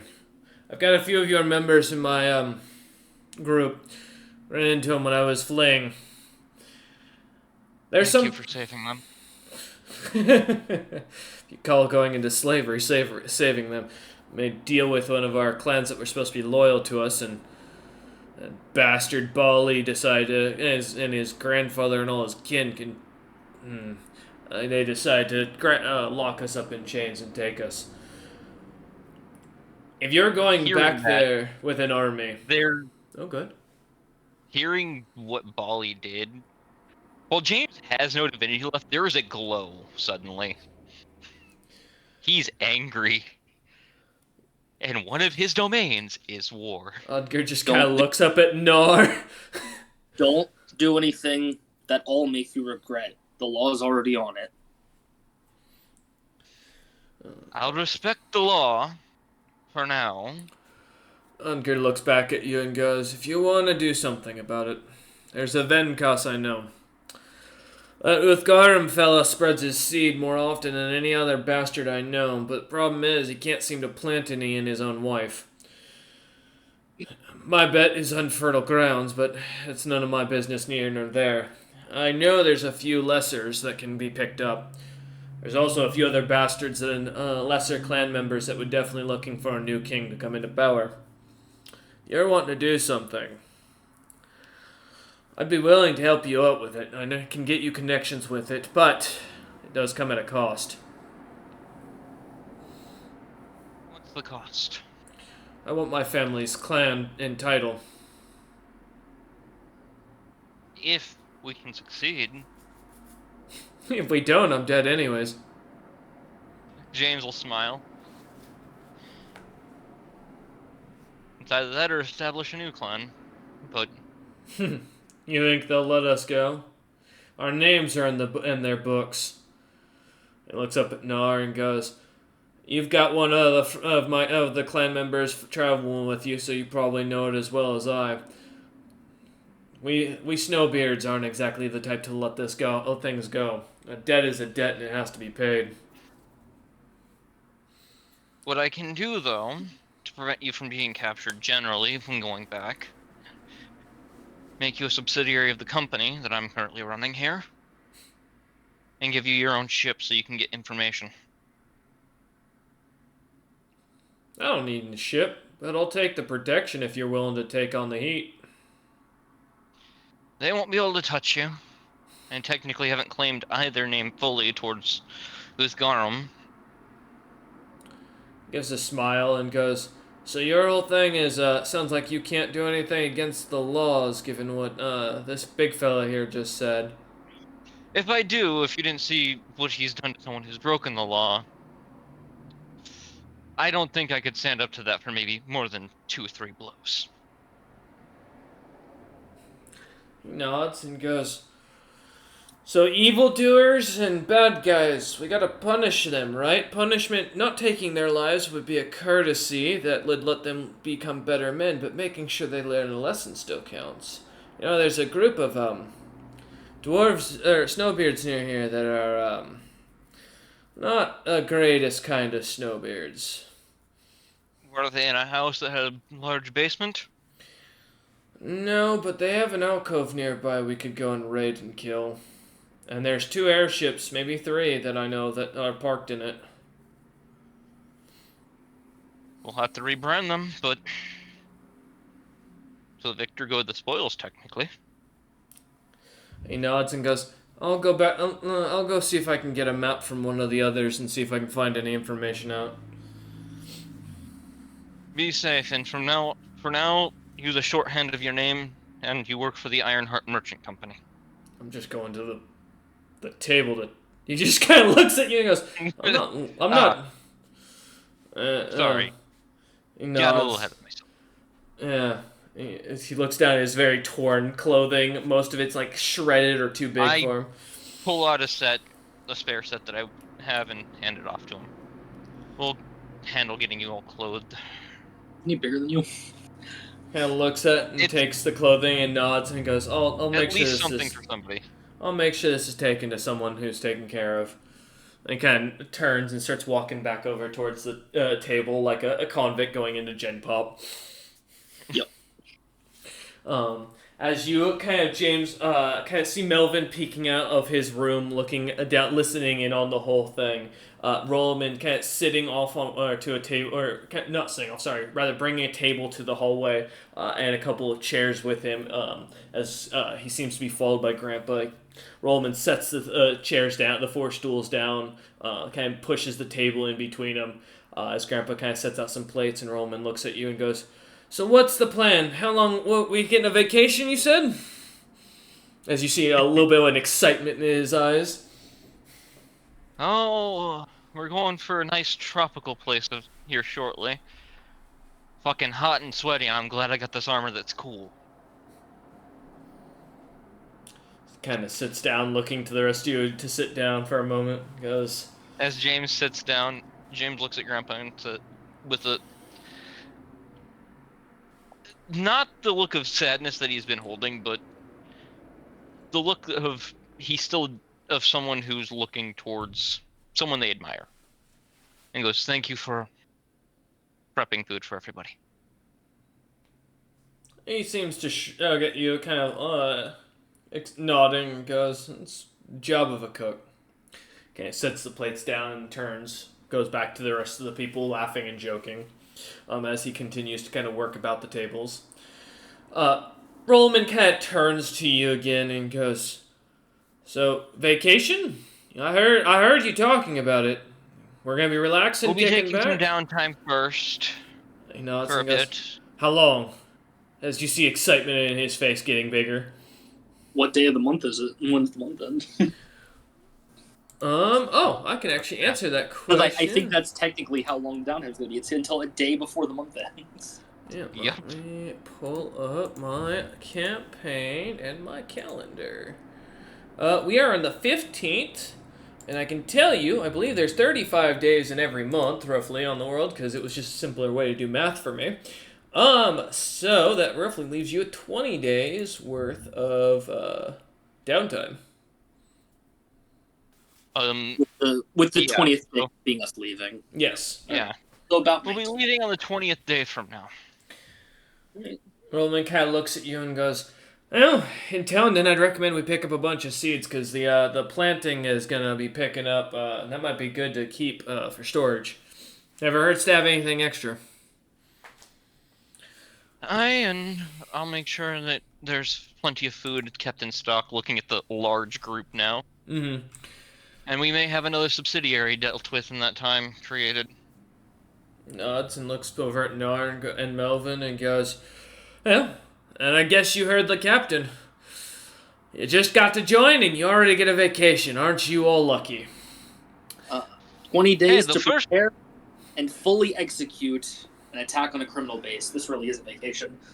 As the party begins to kind of dig into their food, bread being brought back out. Yes, James? Final thing before we fully sign off, if the plaque's complete, it would be offered to Grandpa to hang, and then said to put Alar's staff on it. The one they showed up with. As you all kind of finish eating, James kind of motioning for Grandpa to come by, kind of whispering in his ear to go grab something. Grandpa seems to kind of look at you and nod.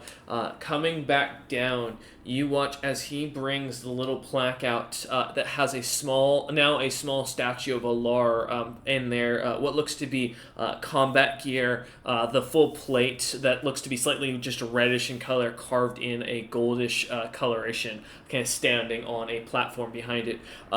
The staff kind of laid behind and kind of hung onto the wall beneath the little statue. And Grandpa kind of looks over at you and nods as the rest of the crew kind of comes around, admiring it and seemingly kind of looking about at the craftsmanship. I look at them all and I say, I failed. But I made a promise that I would keep this pack safe for Alar. And using their words, it's my job. We won't forget them, and I will never forget the mistakes I've made. But I will strive to do better by all of you. As you say that, they seem to kind of look around. You give me a diplomacy check. I can try that. I really hope this goes well for once. The one roll you want. Watch this be the net one.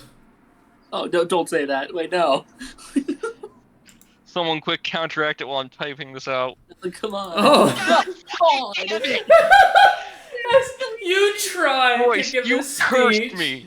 You cursed me. This is bullshit. Trying to give this speech as you do, you watch as you come across, the rest of the crew kind of sours as you come across more as if you're just kind of gloating about the fact that Alar died, and that you're just apologizing because it's expected of you, as much of the crew just kind of looks down at you at confusion, no anger, but a lot of them almost slightly looking disturbed by the sudden change of interest and pace. Grandpa kind of looking at you annoyed as the rest of the crew sits down and goes back to eating, some of them Not whispering how amongst that's themselves. supposed to come across. God fucking damn it, Royce. You just, cursed me. as you just James on sigh. the shoulder as I walk away. As you just sigh, feeling Melvin's hand on your shoulder for a moment as he turns and walks back to the table. I put so I much didn't- work into I making this didn't look know him. nice. I didn't know him, but it sounds like they saved a life. A toast As to Narn, friends we'll have in the future. as Narn raises a toast, give me a diplomacy check. Let's see, Narn. Fucking, please save me. Don't worry, I have a really high diplomacy modifier.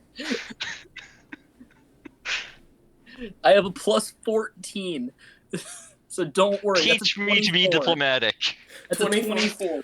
As you say this, the rest of the crew kind of turns, and Grandpa kind of looking at James and looking over at Narn, kind of nods and goes to the back to the kitchen, grabs a couple of thick bottles out, begins pouring drinks of what looked to be this red liquid to each of the crew. And as they begin to raise a glass, they all cheer on as stories start to get passed around about those short time, the enjoyed time with Alar for the few crew that actually knew them and got to spend time with them.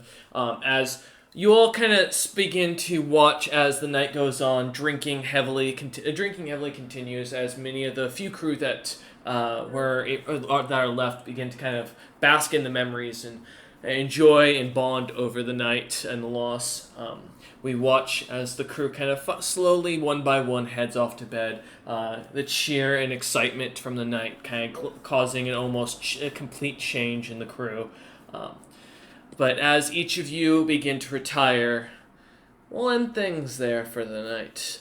We thank you all for watching. We hope you enjoyed, and we will see you on the next one, where we will be moving on to hopefully a new date. There we go. Next time. Wow, that was a bad ending.